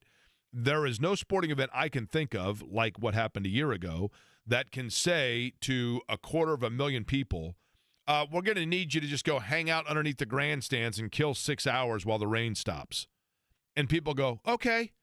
And then the race started, and I couldn't believe it. Everyone came back. But there is a connection that you have with your family and friends about that race. And several years ago, there was a gentleman by the name of Mark Thompson. I didn't know Mark well, but I got to know him through Twitter when it was first kind of becoming a thing, and through the Speedway. Mark lived in Kokomo, had a third shift job, and, of course, I was a night owl, so we would interact on social media in that capacity, but he was a diehard fan of the Indianapolis 500. And Mark ended up being diagnosed with cancer and ultimately passed away of cancer. And I went up to his service in Kokomo and spoke about what the 500 meant to him and why the 500, I was grateful because here's a guy that became my friend that I met through the race. And that year, at the beginning of the race, when we are in the turns, they come around to us in the pre-race for opening comments. And when they came to me, I made mention of the fact that, and I have no idea how it came to be or what the epiphany was that made me go there, but I mentioned Mark and the fact that there were people at the largest collection of humanity for a sporting event in the world all gathered there. But let's not forget about the people that are there in spirit. And the reason I said it is because every year during TAPS, even though I realize that that is a military-based emotion, I always think of my great-uncle, my great-aunt, and my grandparents that lived on the West Side and what that race meant to them. And I know I'm not alone in thinking of loved ones in that regard during that moment, because it's a very somber and reflective moment. So I mentioned Mark in the pre-race broadcast. And the next year, a gentleman stopped me and said, hey, I heard you mention Mark Thompson. And my friend Turhan Donner had passed away a few months before that particular race. So that year I mentioned Turhan and Mark. And I don't know how or what led me to then do it, but I then each year began asking for people to submit names to me of people that had a love for the Indy 500 that have been lost since the last running of the race. And I typically send out a tweet or a post, as it's now known, on Twitter asking exactly that question. Somebody that had a love for the Indianapolis 500, that person that you're thinking of in that moment, send me their name, and I will do my best to read. And I pick a handful of names, and I read them in the pre-race on the broadcast. Mark Janes has been kind enough to, once I had done it for a couple of years, say, you know what, let's do this as kind of a freestanding couple of minute segment. So in the pre-race, we do that, and it means a great deal to me. I know it means a great deal to Mark Janes, the chief announcer, because I know what that race means to him as well. And it means a great deal to all of us, because all of us have people that we're close to that we've lost or whatever else. So I do it not only in people that were lost and were loved by members of the network, but more so and almost more importantly to me, just fans in general that that the Indy 500 meant the world to them, and now for the first time they're watching it from above and are with us in spirit as opposed to in attendance. So if you have someone that you would like me to recognize, send me their name. All I need is their name and their hometown. It is interesting because then people will sometimes tell me the story of, like one gentleman that was submitted a name, went to 80 Indianapolis 500s, 80 of them. 80. They've only run 108 of them. This guy's been to 80 of them, right? And this is the first year that he's missed in some years because he, obviously he passed away. But I hate doing it because of the manner in which people's names are submitted, but I love doing it because it again shows and reflects how that sporting event, more than probably any other in the world, has that personal connection. And it doesn't make sense if you're listening to my voice and you've never been to the race. I totally get it. I totally understand that a lot of people, in particular probably younger ones, are like, what is he talking about? But if you go to it, I think you get it. If you go to the race and the pre-race festivities of that day and the moment, then I think you absolutely just get it. Now, Eddie, you like to fly over, right? Love the flyover, Jake. I love the flyover. I love it when the people in the military, they go and do their parade lap, I think is the best way to do it. That's one of my favorites. And being able to, your arm gets a nice workout just, Totally. waving the entire the entire 15 minutes. pre-race. I tell people all the time, you've got to be in your seat by like 10 o'clock, 10:30, right? Absolutely, because you have to see the old cars on the track too. And you never know when the Marmon Wasp might just go ahead and deposit like a gallon of oil on the track, and then they're going to bring out the quick dry. Right. That happened a couple years ago. You got to black flag it. That's right. I love everything about it. And so if there is somebody, if while I was talking about that, and again, I try to limit it to somebody who was here for last year's Indy 500, but you have lost a loved one that you have lost between last year's race and when we will run in this year's race. And I go through and I pick the names and then read them in the pre-race on the broadcast. Last night, special night for the Pacers. I thought they looked as good as they could look as they take game number 4 from Milwaukee. They are now up 3-1. They are 1 win away from advancing to the Eastern Conference semifinals against presumably the Cleveland Cavaliers. But the knockout game is oftentimes the hardest. The knockout game can be the hardest to get. And our friend from the Indianapolis Star, Dustin Dopirak, joins us on the other side to talk about that.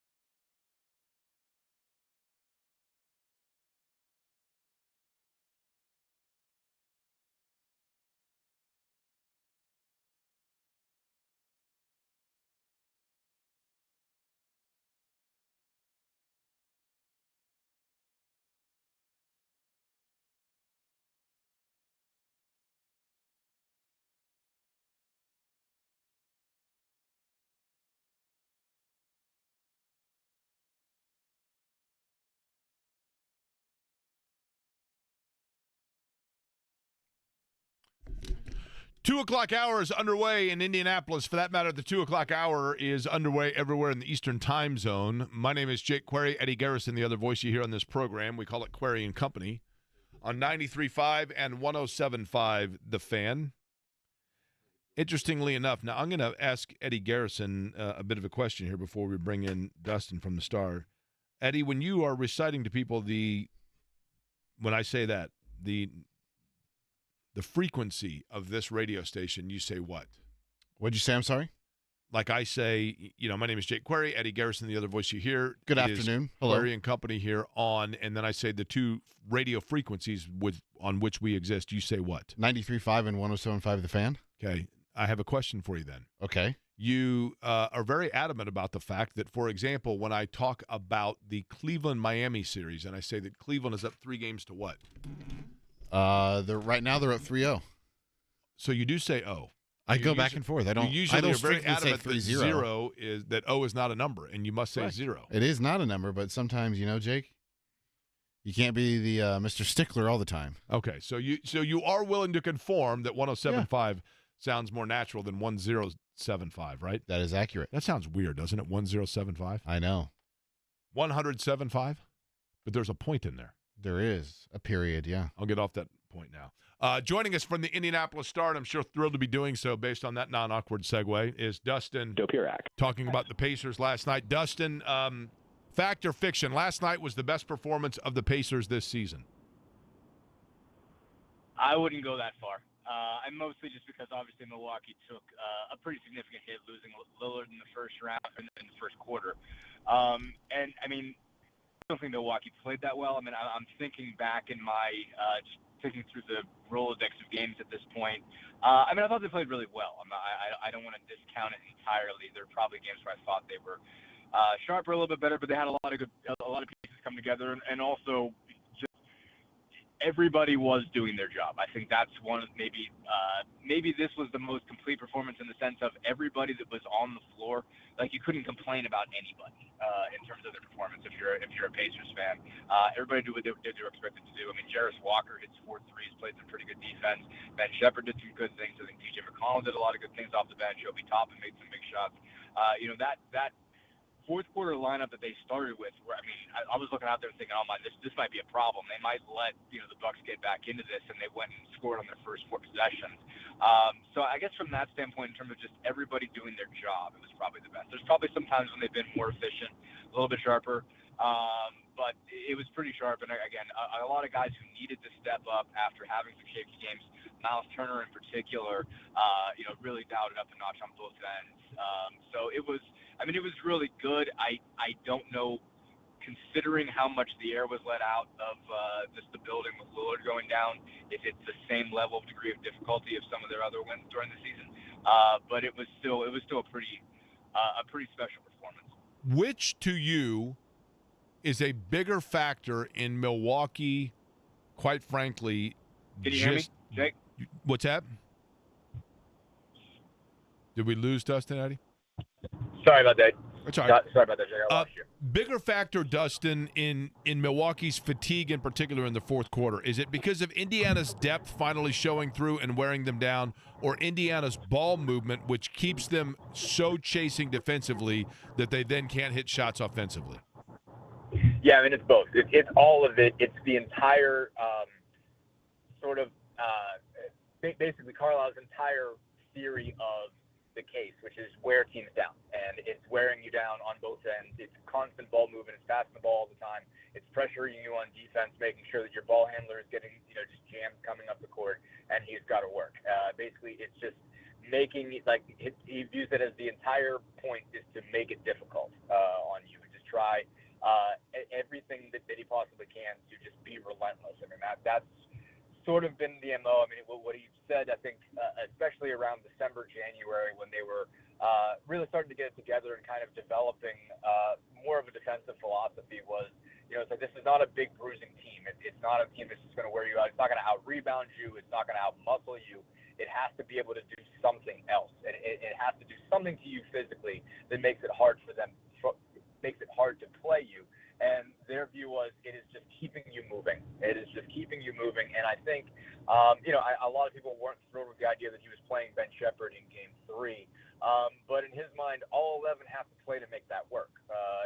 Even if Shepard isn't playing great necessarily, if he's not hitting, even if he's not hitting the shots he has to hit, he's certainly got to can run around with you, at least jam up a ball handler, bring the ball up the floor, and move around in rotation. And I think his view is if you use all 11 guys, someone else isn't going to do that, and that way you basically you're more capable of wearing them down if you're not shrinking your rotation to play at 7 or 8 and demanding a lot more minutes for guys. If instead you are bringing it 8, 9, 10, or 11, you keep fresh legs, and the way you move the ball helps. If you're constantly doing this random movement and player movement, and it makes it hard for teams to chase you around, and then when they have to really work to bring the ball up, it's just putting wear and tear on your legs all game long.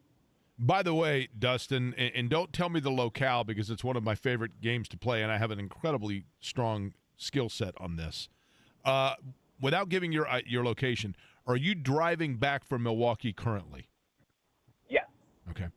I'm going to guess now, are you an early riser type fella, or are you more of a, get in and kind of get things done and then head out of town kind of fella? I am not an early riser after a game because I am a don't go to bed until very late right. Okay. type of writer. I'm going to guess right now, and I'm looking at the clock. I'm factoring in certain things. At first, I was thinking that you might be around the wind farm area of Indiana, but I think that probably you got a little bit later start on your day and leaving, and you had some things to get shored up and taken care of. I'm going to guess that you just passed the 17th Brian Urlacher hair billboard on 294, and you're about 6 miles from 65. I'm probably a little bit further back than that, but they are coming. The Brian Urlacher signs are definitely coming on 94 for sure. Yeah, it's that or fireworks, right? What's that? It's that or fireworks. Right, exactly. I have passed. I stopped at the Lake Forest Oasis off of 94 to get some Dunkin' Donuts coffee. So now I'm rolling. I'm coming on Waukegan Road at the moment. So I'm probably not too far out from where. Yeah, so you're about 20 minutes. I was about 20 minutes off. Okay. Yeah. TJ McConnell was really good last night. I thought he did an outstanding job of just kind of doing his circular thing of breaking down Milwaukee's defensive matchups and then facilitating for open players. But is there concern, in particular with the three-point shooting of Milwaukee, is McConnell at times a defensive liability for Indiana in terms of Milwaukee's ball movement to get the ball to shooters? Yeah, I mean, liability feels a bit much, but I mean, they definitely have shooters that are capable of rising up above him and just hitting one in space. I mean, Porter just drilled one on him yesterday. I mean, he just doesn't seem quite as sharp, in rotation as he's been in the past. I mean, obviously, the guy's just been really working it for his entire career, and at some point there has to be some level of slowdown. So there is definitely some of that. I mean, they not only have shooters, but relatively big guards between A.J. Green and Gary Trent and Kevin Porter. They're all, taller guys basically on the guard side of the spectrum. And there have been a lot of occasions where I think he's even got the guys who've been in front of him. I can think of one specifically, the one that Porter hit in front of him yesterday. Basically, there's just nothing McConnell could do to get a really good contest up. Porter's just capable of getting up bigger than he is. And so, I mean, you're just trying to, for him to jam people up as much as you can. Certainly he can still be a guy that can cause some steals, that kind of thing. But, you're just trying to get the most out of it. And the offense is still a weapon. And going back to the relentlessness point, you have to use Nembhard how you're using him. So you can't do this thing where you move Nembhard back to be the backup point guard. He still has to get the minutes he's getting. He still has to be kind of help facilitate for Halliburton. He's got to be the guy that's taking on the tough defensive matchup out of the gate. So somewhere someone's going to take up backup point guard minutes, and that's got to be TJ McConnell. So even if you're looking at it and say, well, there's some losses that you're taking there, you certainly are. But in the whole, to use Carlisle's term, ecosystem of the thing, you still need minutes from TJ McConnell to make the whole thing work, even if you are giving up some things. Dustin, I mentioned earlier that Jarris Walker to me is really fascinating because all of a sudden now it used to be that he was so hesitant and gun shy when the ball would rotate over to him, and now he's putting himself in position where he is like craving to shoot a three, and you feel good about it when it comes over to him because suddenly he has become a reliable three-point shooter. What has been the difference? I mean, he's been working on it the entire time he's been with the Pacers. I mean, I don't know what's got so much better over the last month, but it has been, just a 2-year-long project. I mean, you really saw a lot of difference. Just the first couple months of last season. I mean, again, he didn't get a whole lot of volume, obviously, because he didn't get a ton of playing time, but he was 40% from three last year in both the NBA and the G League. I think he was exactly at 40 in both his Pacers games and his Mad Ants games, and that's a good clip. And he's gone through up and down stretches this year. I think there were times early in the season he was good. He went through a drought, but really lately, since I want to say March. I don't know if it goes all the way back to the break, but I feel like middle of March, he's just been ripping it. And I think it's just been constant work, constant reps. I don't think there's been a dramatic change mechanically over the course of this season, but there definitely was, last year. I think he just cleaned up a lot of things, got rid of a lot of wasted motion, and just feels a lot more confident in the thing. I think he's just kept it going with reps, developed a lot of confidence with it, and every time the ball goes in, I think he's a little bit more, feels a little bit better about it, and kind of knows where his shot is, knows kind of how much space he wants to operate, that sort of thing, knows when it's his time to shoot. And the confidence level has just gone so high up. I don't know what his number is over the last month and a half, but it's got to be at or close to 50. And it's pretty remarkable considering how far he came, because that was one of the big things that they circled as, all right, he's good at this, he's good at that, he's good at this thing, but, outside shooting, he's just okay, basically coming out of the draft. And that was, basically, it's the biggest area of improvement. It's the most drastic change in his game since he was drafted. I feel like, Dustin, is Indiana's key to success not even what Halliburton and Siakam do in a game, but rather what they're getting out of the combo of McConnell, Top, and Walker. You get those three guys playing on the same night, they're really hard to beat. Yeah, no, absolutely. I would say Halliburton is the biggest sort of X factor. He's still, when you get the best Halliburton, you get the best Pacers. I think he's still the one that changes the game the most because of just how much offensive gravity he has. If he's hitting shots and he's getting downhill, just so many things open up.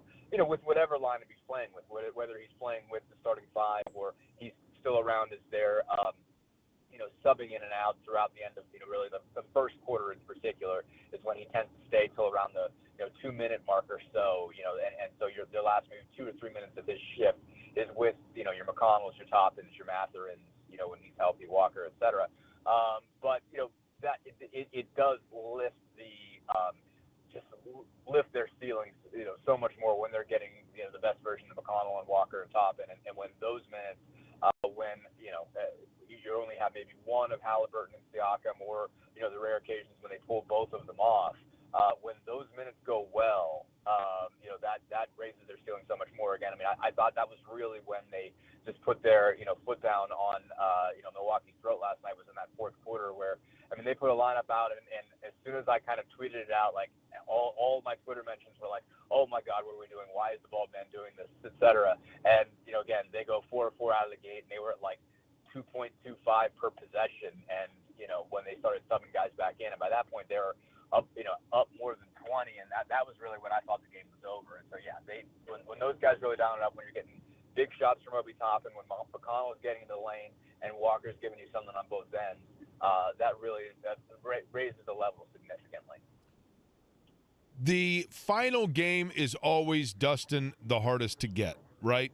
That's the reality. Right. The knockout game is always the hardest to get in a series, but Gainbridge Fieldhouse is clearly going to be juiced tomorrow night, 6 o'clock start, 5:30 pregame on this radio station. I'm curious, the atmosphere last night in Milwaukee, how long was it juiced, and did it sustain beyond Lillard's injury, and what was the overall mood, especially towards the fourth? Like, when did the crowd resign itself to the fact it was over? I'm trying to think when exactly in the fourth quarter, but I'm trying to remember. Definitely when they pulled Giannis about 4 minutes to go is when the joint emptied just completely. And I'm trying to think, it was sort of gradual, but I think when they got, I thought a massive play was Aaron Neesmith's block. I basically just wrote a whole story about that when he, basically got behind the defense. And Aaron actually put himself in a bad position. Like, he didn't notice that, Portis had kind of closed out on Halliburton and kept running. And Neesmith was still kind of had his eyes on the offensive rebound. Toppin had a putback, and he missed it. And while that was happening, Portis was getting behind the defense, and Neesmith had to catch up to him. But goes up, flies past the rim, blocks the shot, falls flat on his back, but gets up.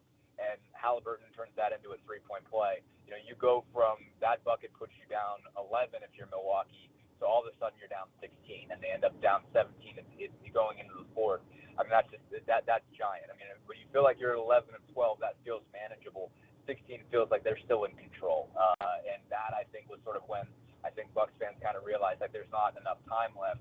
And then again, after that kind of first stretch where you had a lot of substance for the Pacers, it was like if the Pacers were given them any opening to come back, that's when it went away. And so I think really between maybe the 9.5-minute mark and the 4-minute mark, there's kind of slow, gradual understanding of it's not getting any better.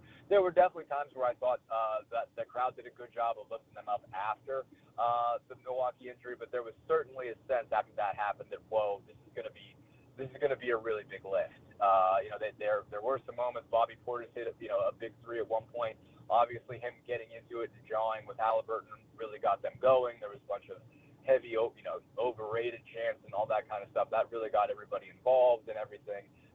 But again, there was too much shot making on the Pacers part of it. The other part was, there were several occasions where Milwaukee got a run going, and then somebody hit a three. In some cases it was Halliburton, but in some cases it was Jarris Walker or T.J. McConnell hits the 1-3. On so many occasions when they started to kind of get that build up, the Pacers managed to come up with a really big answer at the right time. By the way, Eddie, go ahead and hit us with the breaking news sounder if you could. It is breaking news. It is hardly unexpected news. Damian Lillard officially now apparently has been diagnosed with a torn left Achilles tendon, and that was reality is, Dustin, I hate to say this, obviously you never want to see a player injured. You could kind of tell because it was the proverbial non-contact with you could see kind of the jolt that went up through the calf. So unfortunately, no surprise there. I thought last night, the Pacers, Dustin, and you can opine on this for those that didn't stay up late to watch the press conference, it was very clear to the Pacers locker room that Damian Lillard was going to be out. Yeah, I mean, those guys, this is a very online team. Tyrese Halliburton in particular, as in his own words, is chronically online.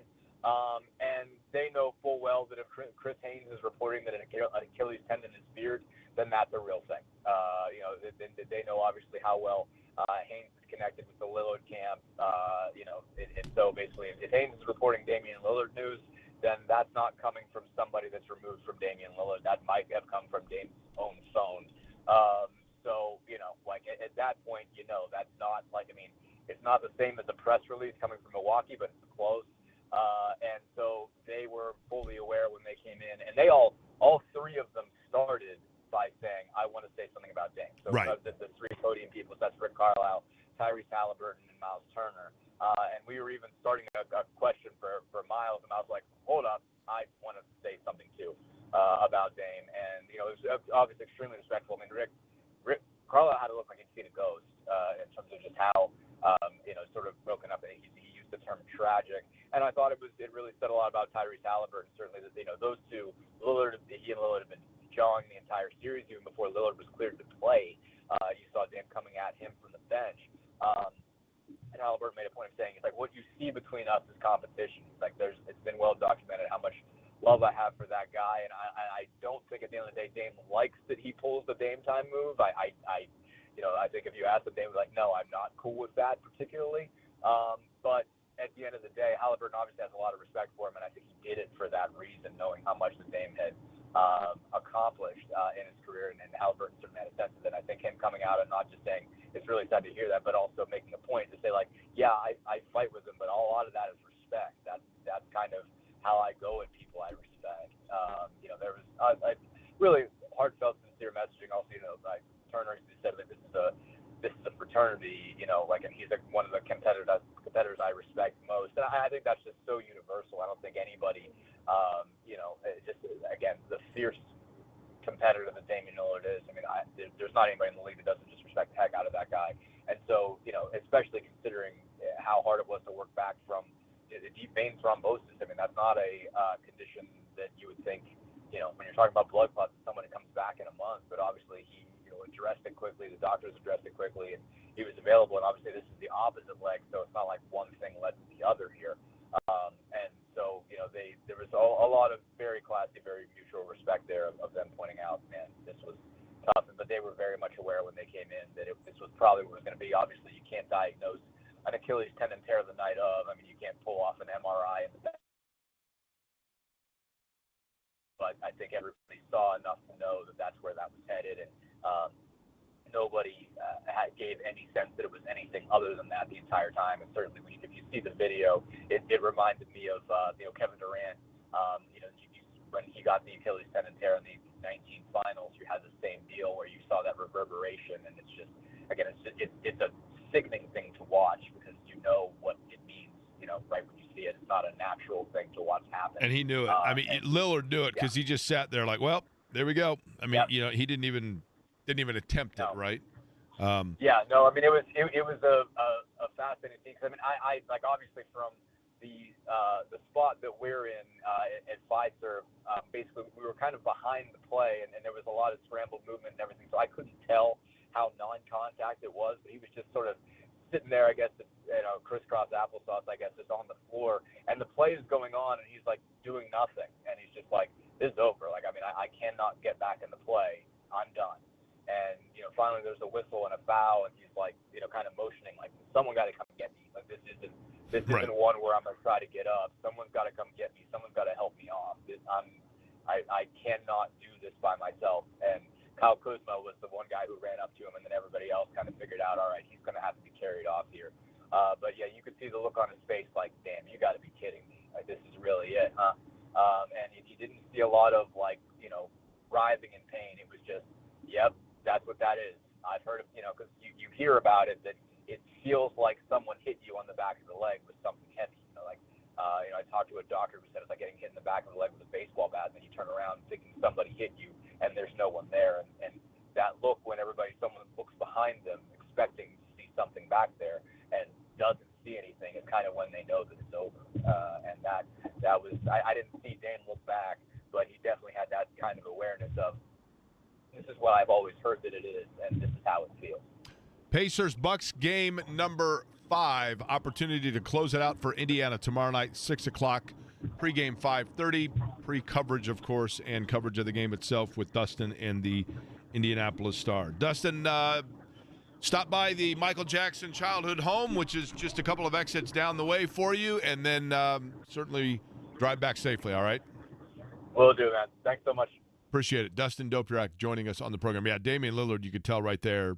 I hate to say it. I mean, he knew it. Like, as soon as that happened. And it's interesting, too, because you automatically say to yourself at the time, you're like, yeah, I don't want to say that I think he just tore his Achilles, but I think he just tore his Achilles. You know what I mean? You don't want to be irresponsible, but I think everybody, it was pretty clear. Now, the interesting thing is Milwaukee won 8 straight to end the regular season without Damian Lillard. And, they obviously, yes, they got a win with him in the playoffs so far, but it wasn't like he was the Damian Lillard of old just yet. Psychologically, I think it's probably, a detriment for Milwaukee. But what does it mean for them in terms of the X's and O's of it? We shall see. Now, Eddie, I have exciting news for you. Oh. If the Pacers are to advance. Really? What's the exciting news, Jake? I got exciting news if the Pacers advance on a new development. Oh. Within Query Painting, LLC. Really? Mm-hmm. That's the name of my LLC that I have, even though I'm not a painter. Mm-hmm. Mark Dutton, my buddy who does tax stuff that I grew up with, he's an attorney, and he said, well, if you're going to do an LLC, it's got to be named something. And he's like, I think it's sometimes just name it for something that's not even what you do. It can be any name for a company. And I said, well, in play-by-play, I guess I paint a picture, right? So he goes, yeah, query painting. So I get discount coupons in the mail for like Sherman-Williams and stuff on the regular because I think I'm a painter. Really? Yeah. That's But fascinating stuff. I'm about to print something off that I will read to you that's going to excite you, Eddie Garrison, and the listeners. Okay. Officially. Let me go grab it off the printer. I'll read it for you next.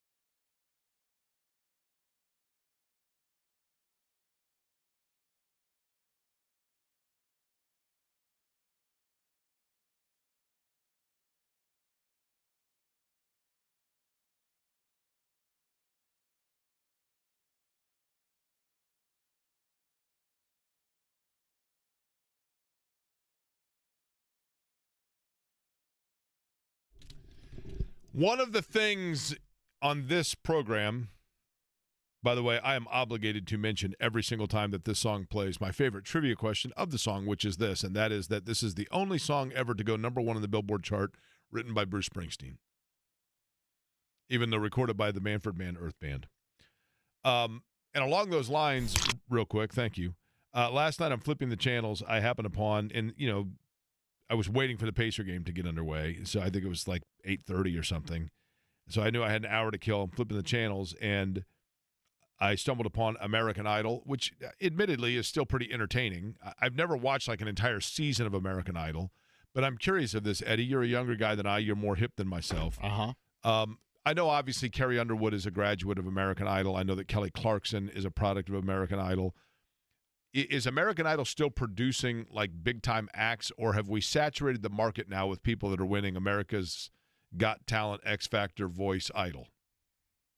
That sounded like a cool show there. You combine all of them together, right. You put them onto a stage. And it's all, and Simon Cowell's involved in all of them, right? Oh, yeah. I honestly couldn't tell you. I don't know anybody who's because won. you think to yourself, I feel bad because I'm watching these people that you see them go over the course of the season of a show from like this nervous, awkward person that shows up for their tryout. And then by the time you can tell it, by the time they're in the final 8 or whatever, there's a little swag to them. They got a little bit of like kind of a cockiness about them. There's used to be so many of those shows. That's the problem, right? So I'm saying to myself, okay, so if you win this, great, but what you're relevant for how long? I don't know. Maybe there are those that it seems like also the ones that become the biggest names are not the ones that win it. Yeah, that's true. Chris Daughtry never won it. The one year that I watched it for a decent amount of time, the finalists that I remember, the guy that won it is like back working in a paint store, and the runner-up is the lead singer of Queen. I mean, you know what I mean? Like it seems a little imbalanced. At any rate, as you know, sometimes on this show, Eddie, I talk things into what's the phrase? I talk them into reality. I talk them into fruition. Existence. Thank you. I will mention something, and then lo and behold, it happens a couple of days later. And I never asked for credit for this. You know, I mean, if I was giving myself credit for this all the time, it's only a 3-hour show. We'd be here 4. But every so often, I have one of those brain droppings, and I will give you all the credit in the world here. Okay. Because your job, and I'm not saying it's an easy one, your job sometimes is to have to ride along with or partner up with some of the things that I spontaneously come up with. And the hard thing is half of them I then forget. You do. Or I forget to follow up on them or whatever else. And I'm like, I have a great idea. And then, a bright squirrel runs past and boom, I'm on to something Boom, else. squirrel. Twiggy, is that you? Twiggy's the water skiing. He's fabulous. The water skiing squirrel. Yeah. My understanding, by the way, Twiggy, the water skiing squirrel, did you hear about this? No? He got caught smoking. Is that the chipmunk that we have around here? That's right. He's hanging out with the chipmunks that run our computers. Do you happen to have the breaking news sounder?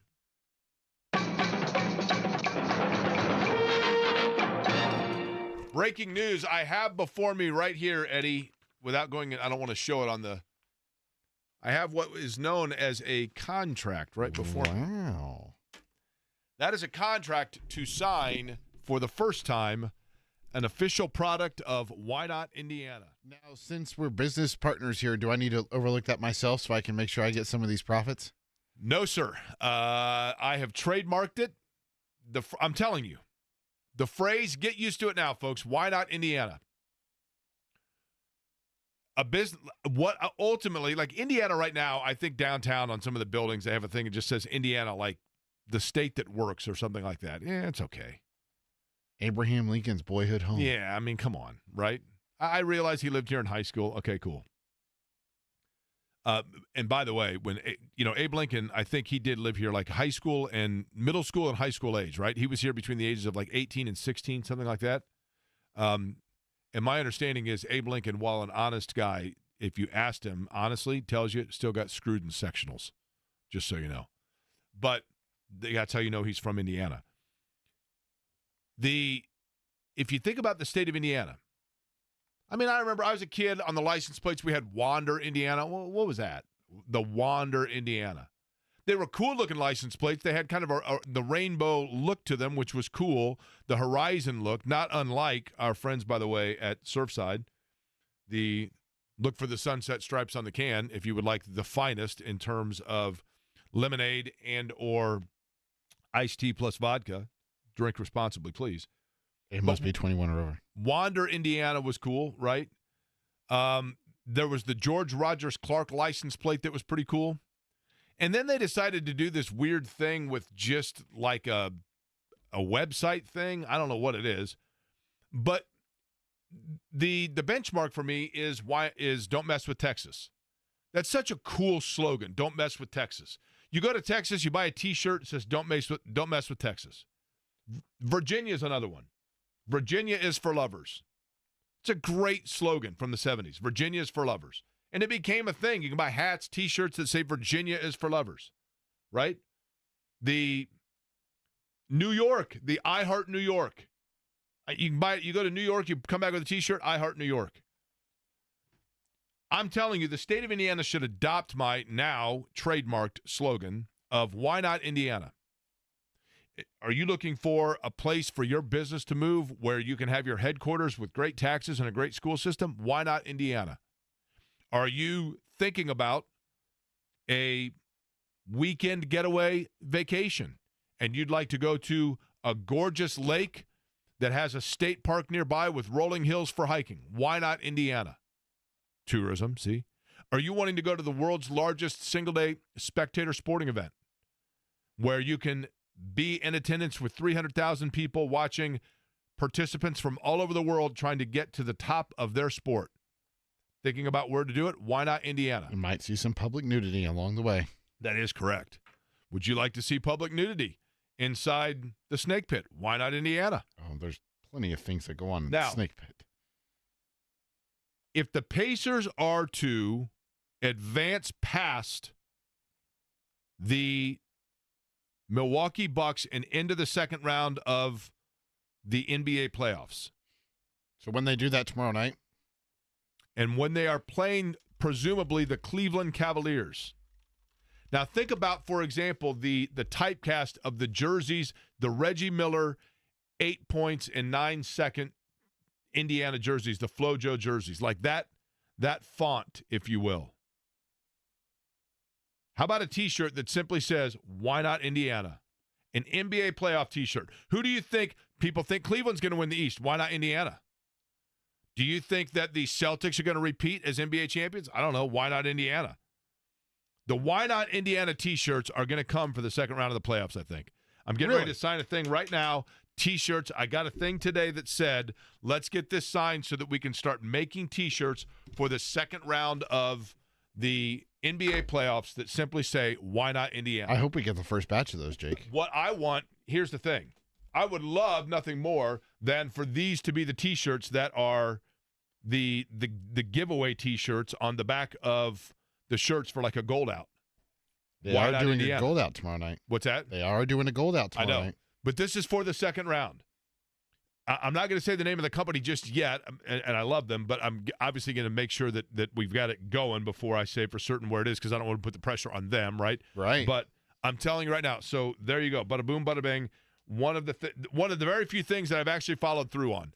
I went and I literally went through the process, got an attorney, the whole deal, and trademarked the phrase, Why not Indiana? Now, that's not to say if your company would like to buy the phrase Why not Indiana, it is certainly negotiable. I think the state of Indiana should pick it up. Can you imagine? You drive in. Have you driven on 70 from Ohio?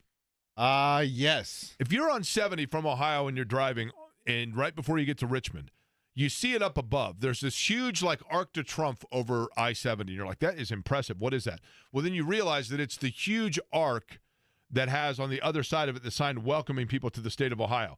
And then if you're leaving it, it's thanking you for visiting Ohio. And you go through it, and it's impressive. I mean, it's this big, huge arc, and it's painted, and it's artistic looking, and it's beautiful. And then you drive another half a mile, and on your right-hand side, literally, and if you don't blink, you'd think it's a Buc-ee's ad, but it's not even that big. There's just a little sign in blue that just says, like, Welcome to Indiana, and the IN is in a different color, and then at the bottom it has a website. Now, yes, that's exactly what that looks like, right? That's what it looks like. You want to visit the state that you're going to tell your friends that you went to because you were taken by its beauty? Why not Indiana? I'm telling you. I want to see the world's largest melon. Why not Indiana? The DriveHubler.com studio right now. That is correct. All you got to do is span around, and you're doing something different with the hair again, Eddie, on top of that melon. And I didn't do anything different today, Jake. Okay. So as soon as we get off today, I'm going to drop off my contractual agreement, and if the Pacers were to advance, honestly, I want to know how many people. I want you to text me right now at 317-523-9288. 317-523-9288.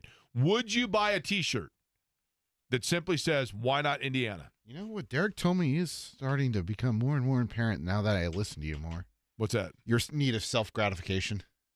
Oh, well, that happens. That hasn't happened in a while, but back in the day, probably a lot. Just gratification. I'm telling you, why not Indiana? If you would buy the T-shirt, I would like to know. Be honest. Be honest if you would buy a T-shirt that says, why not Indiana? And in particular, now here's the thing.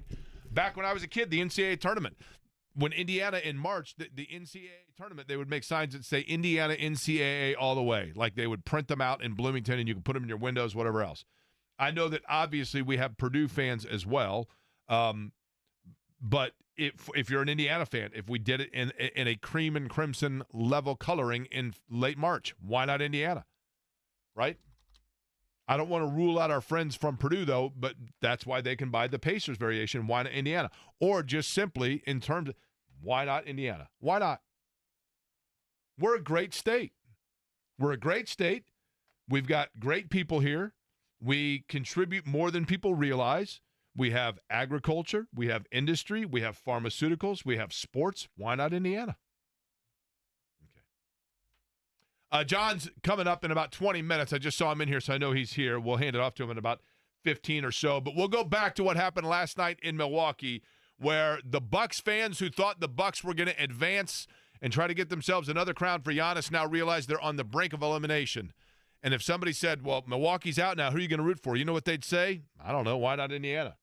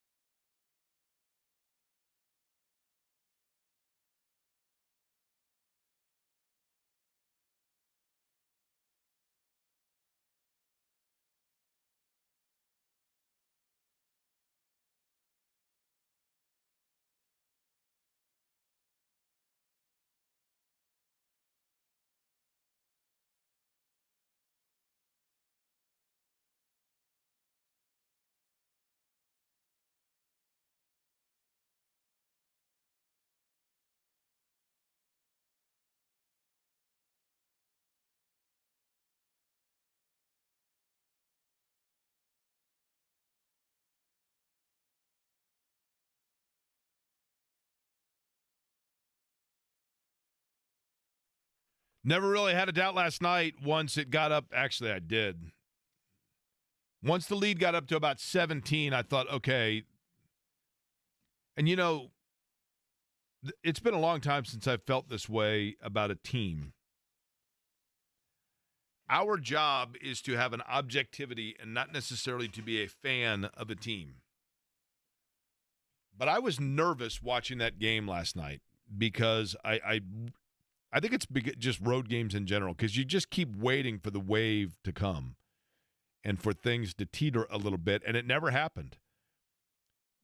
Kudos to the Pacers. It never happened. Each time that Milwaukee, man, that had to be a frustrating game if you're a Bucks fan because each time it got close, the Bucks, the Pacers would pull away and push it back up again. When it got down to, I think 6 or 8 late in the first, I thought, first half, I thought, here we go. And A.J. Green, started hitting some shots. He heat checked it at one point and was going for 4 for 4 and missed it. But I really do think that there is a recipe here for the Pacers, and we saw this last year in the postseason. And it's interesting that you didn't really see it a lot in the regular season with consistency from the Pacers, but I think health is a big part of that, and that's this. They move the ball around so fast that between that and then the defensive effort they put in and how they force the opposition to have to work so hard offensively, I think it wears teams down. Both ends of the floor, the Pacers just wear teams down. Their ball movement, when it is working as it was last night, is as good as anybody you see in basketball, college or professional. I mean, it really is remarkable. Now, at times, I will admit, I guess if you're going yin and yang here and taking the good with the bad, the one bad would be at times I feel like they make one too many passes. They move the ball around, and there are times where I'm like, okay, you didn't need that one. There was they bypassed some open looks. Nesmith did it last night a few times from 3-point range, but then you realize it's because, say, Toppin is hanging out by himself in the corner, and that's a higher percentage. I mean, we are at the point now where when the ball rotates over and Obi Toppin has an open look for a 3, you're expecting that ball to go in. We are at the point now where when the ball rotates over and Jarris Walker has an open 3, you're expecting that ball to go in. And we are also at the time now where if there is even a sliver of opening for either Pascal Siakam or Aaron Nesmith to drive and finish at the basket, not necessarily with a dunk, but with sometimes even a body language English layup off the glass, that ball's going in. And then you get to Miles Turner. Miles Turner has been such a key for them, and I realize that he did not have a great game 3, but who did for Indiana? Turner last night, I thought, was as good, as effective, and as intimidating a force on both sides of the basket as he has been since becoming a Pacer, honestly. And I've been a fan of his and a defender of his, pardon the pun, for quite some time. But last night, I think even Giannis was at times surprised and as well impressed by the nature in which Turner was able to set the tone at the rim. It literally was, after a while, it was like, don't even bother. Don't even bother trying to get here.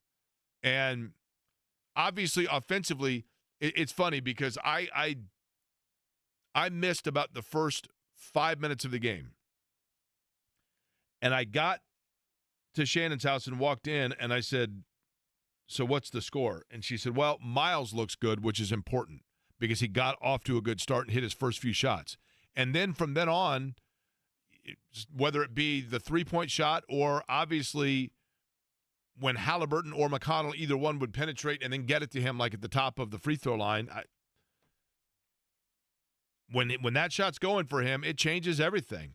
And it gives him a confidence and a swagger that he then utilizes or maneuvers into a a defensive tone that sets everything.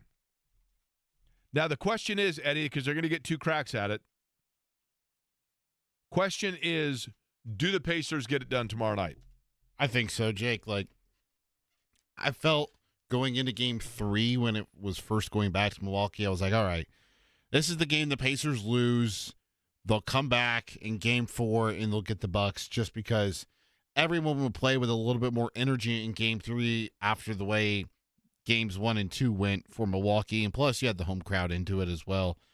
Game 4, Pacers had the feeling from the start they were going to be able to control that game, and like they have scored the first basket in all 4 games, Jake, and they've led by double figures at halftime in all 4 games.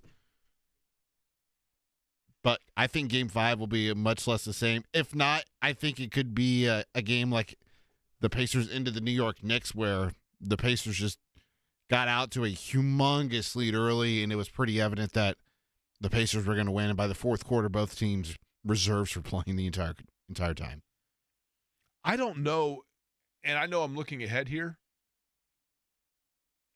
It's hard to gauge the Pacers and Cavs because the games they played were basically meaningless, right? Yeah, so of the 2 of the final 4 games were in the last week of the regular season, and one of those games the Pacers were playing most of their starters because they still needed to clinch the 4 seed, and then, of course, the season-ending win for the Pacers allowed them to pick up win 50 on the season, where it was nobody playing. That's what I mean, yeah. Yeah. J&B has arrived. Who put that right there? What the heck? Well, don't get yourself carried away, Big John. cake I think there. you You got want one some, coming in for you. Yeah, we're probably not going to do that, but there's nice gesture. Who brought Caitlin Clark? Bring that? No. Hey, you think Caitlin Clark's ever going to come on this show, or what am No. I going to have to do that? No. Who are the new ones? The new girls on those teams? Dewana Bonner? That's Not that one. Natasha Howard? No. They have like 2 or 3 new ones, don't they? Do you know one thing that I like have Lexi said- Hull a lot. She's been on before. She's cool. Here's one thing, John, that I I've got said her in about treatment. Caitlin Clark. It's such a different era than she's the biggest star to play in Indianapolis since what? Andrew Luck or Peyton Manning, right? Yeah. And, Reggie Miller, obviously, as well. All of them played in an era when you had the local TV stations that were doing, and I know Fox 59 still does it, but, like Reggie Miller had a TV show with Calabro, and Peyton Manning was doing things on Sunday nights and, going on live from different areas. And you also had local advertisements. I mean, everything's so homogenized now. You're right. That it almost feels like you don't get for athletes the local flair or flavor to it. And it does. I when I say this, I don't want it to come off as some sort of a negative, but it still feels to me like Caitlin Clark is Iowa's. It's Iowa's Caitlin Clark, who happens to play a couple months in Indy. See, I'll give credit where credit is due. I mean, she's nationwide Correct. to almost global. Yes, that's correct. Now, I want the other teams around here to recognize that we're the only people that give 2 craps about them. Did you compare the TNT broadcast to Pacers TV? And I like the TNT broadcast. They're entertaining. They don't know a damn thing about the Pacers. That's right. Not Well, they even one admit ounce. it, right? I mean, they basically say, we're the only ones that care. So get us the people. Let's get the message out to the people around here that also care about your product, because nobody else does. You're right. That's it. So it's different with Caitlin Clark because, every time you hashtag Caitlin Clark, Correct. you get, I mean, she's a massive brand, for sure. I mean, it's the way that I understand that aspect. But with the Pacers and the Colts, I'll give Colts credit where credit is due, as always, too, Matt. Matt got Tyler Warren, albeit just for like 10 minutes, but he came on Friday really quickly in the car ride, and they've always made it a point to do that with the show in the afternoon, the day after the first round. So that's cool. But I think everybody needs to come to that recognition. Like, if I'm the Pacers, I'm getting all of us players if they close out the Bucks tomorrow night at home. All of these shows need players in preparation for what is assuredly going to be Cleveland Tomorrow's in going the to be Eastern fun. Conference semifinals. Tomorrow will be fun, I'm right? going to go. Tommy S. Coach's Tavern, me and Tommy S. Yeah, it's gonna be fun tomorrow. A Yeah, lot of fun. I get a little bit loose. I love last night. I thought last night was great. You'll be done at 5:30 tomorrow, right? I think 5:15, right, James? Tomorrow. Big show lined up tonight. We'll do Boylan. We'll do Stephen Holder. We'll talk draft and love the game. Like Friday night was so brutal in the second half, that slow break fiasco we had to witness. But Mark Monteith, a friend of ours and certainly a friend of yours, had the stat of the weekend when he said the Pacers this season are 8-0 after games in which they lose by 10 or more. And he said, hey, chill out. And it was beyond Damian Lillard being injured. It was just how they play.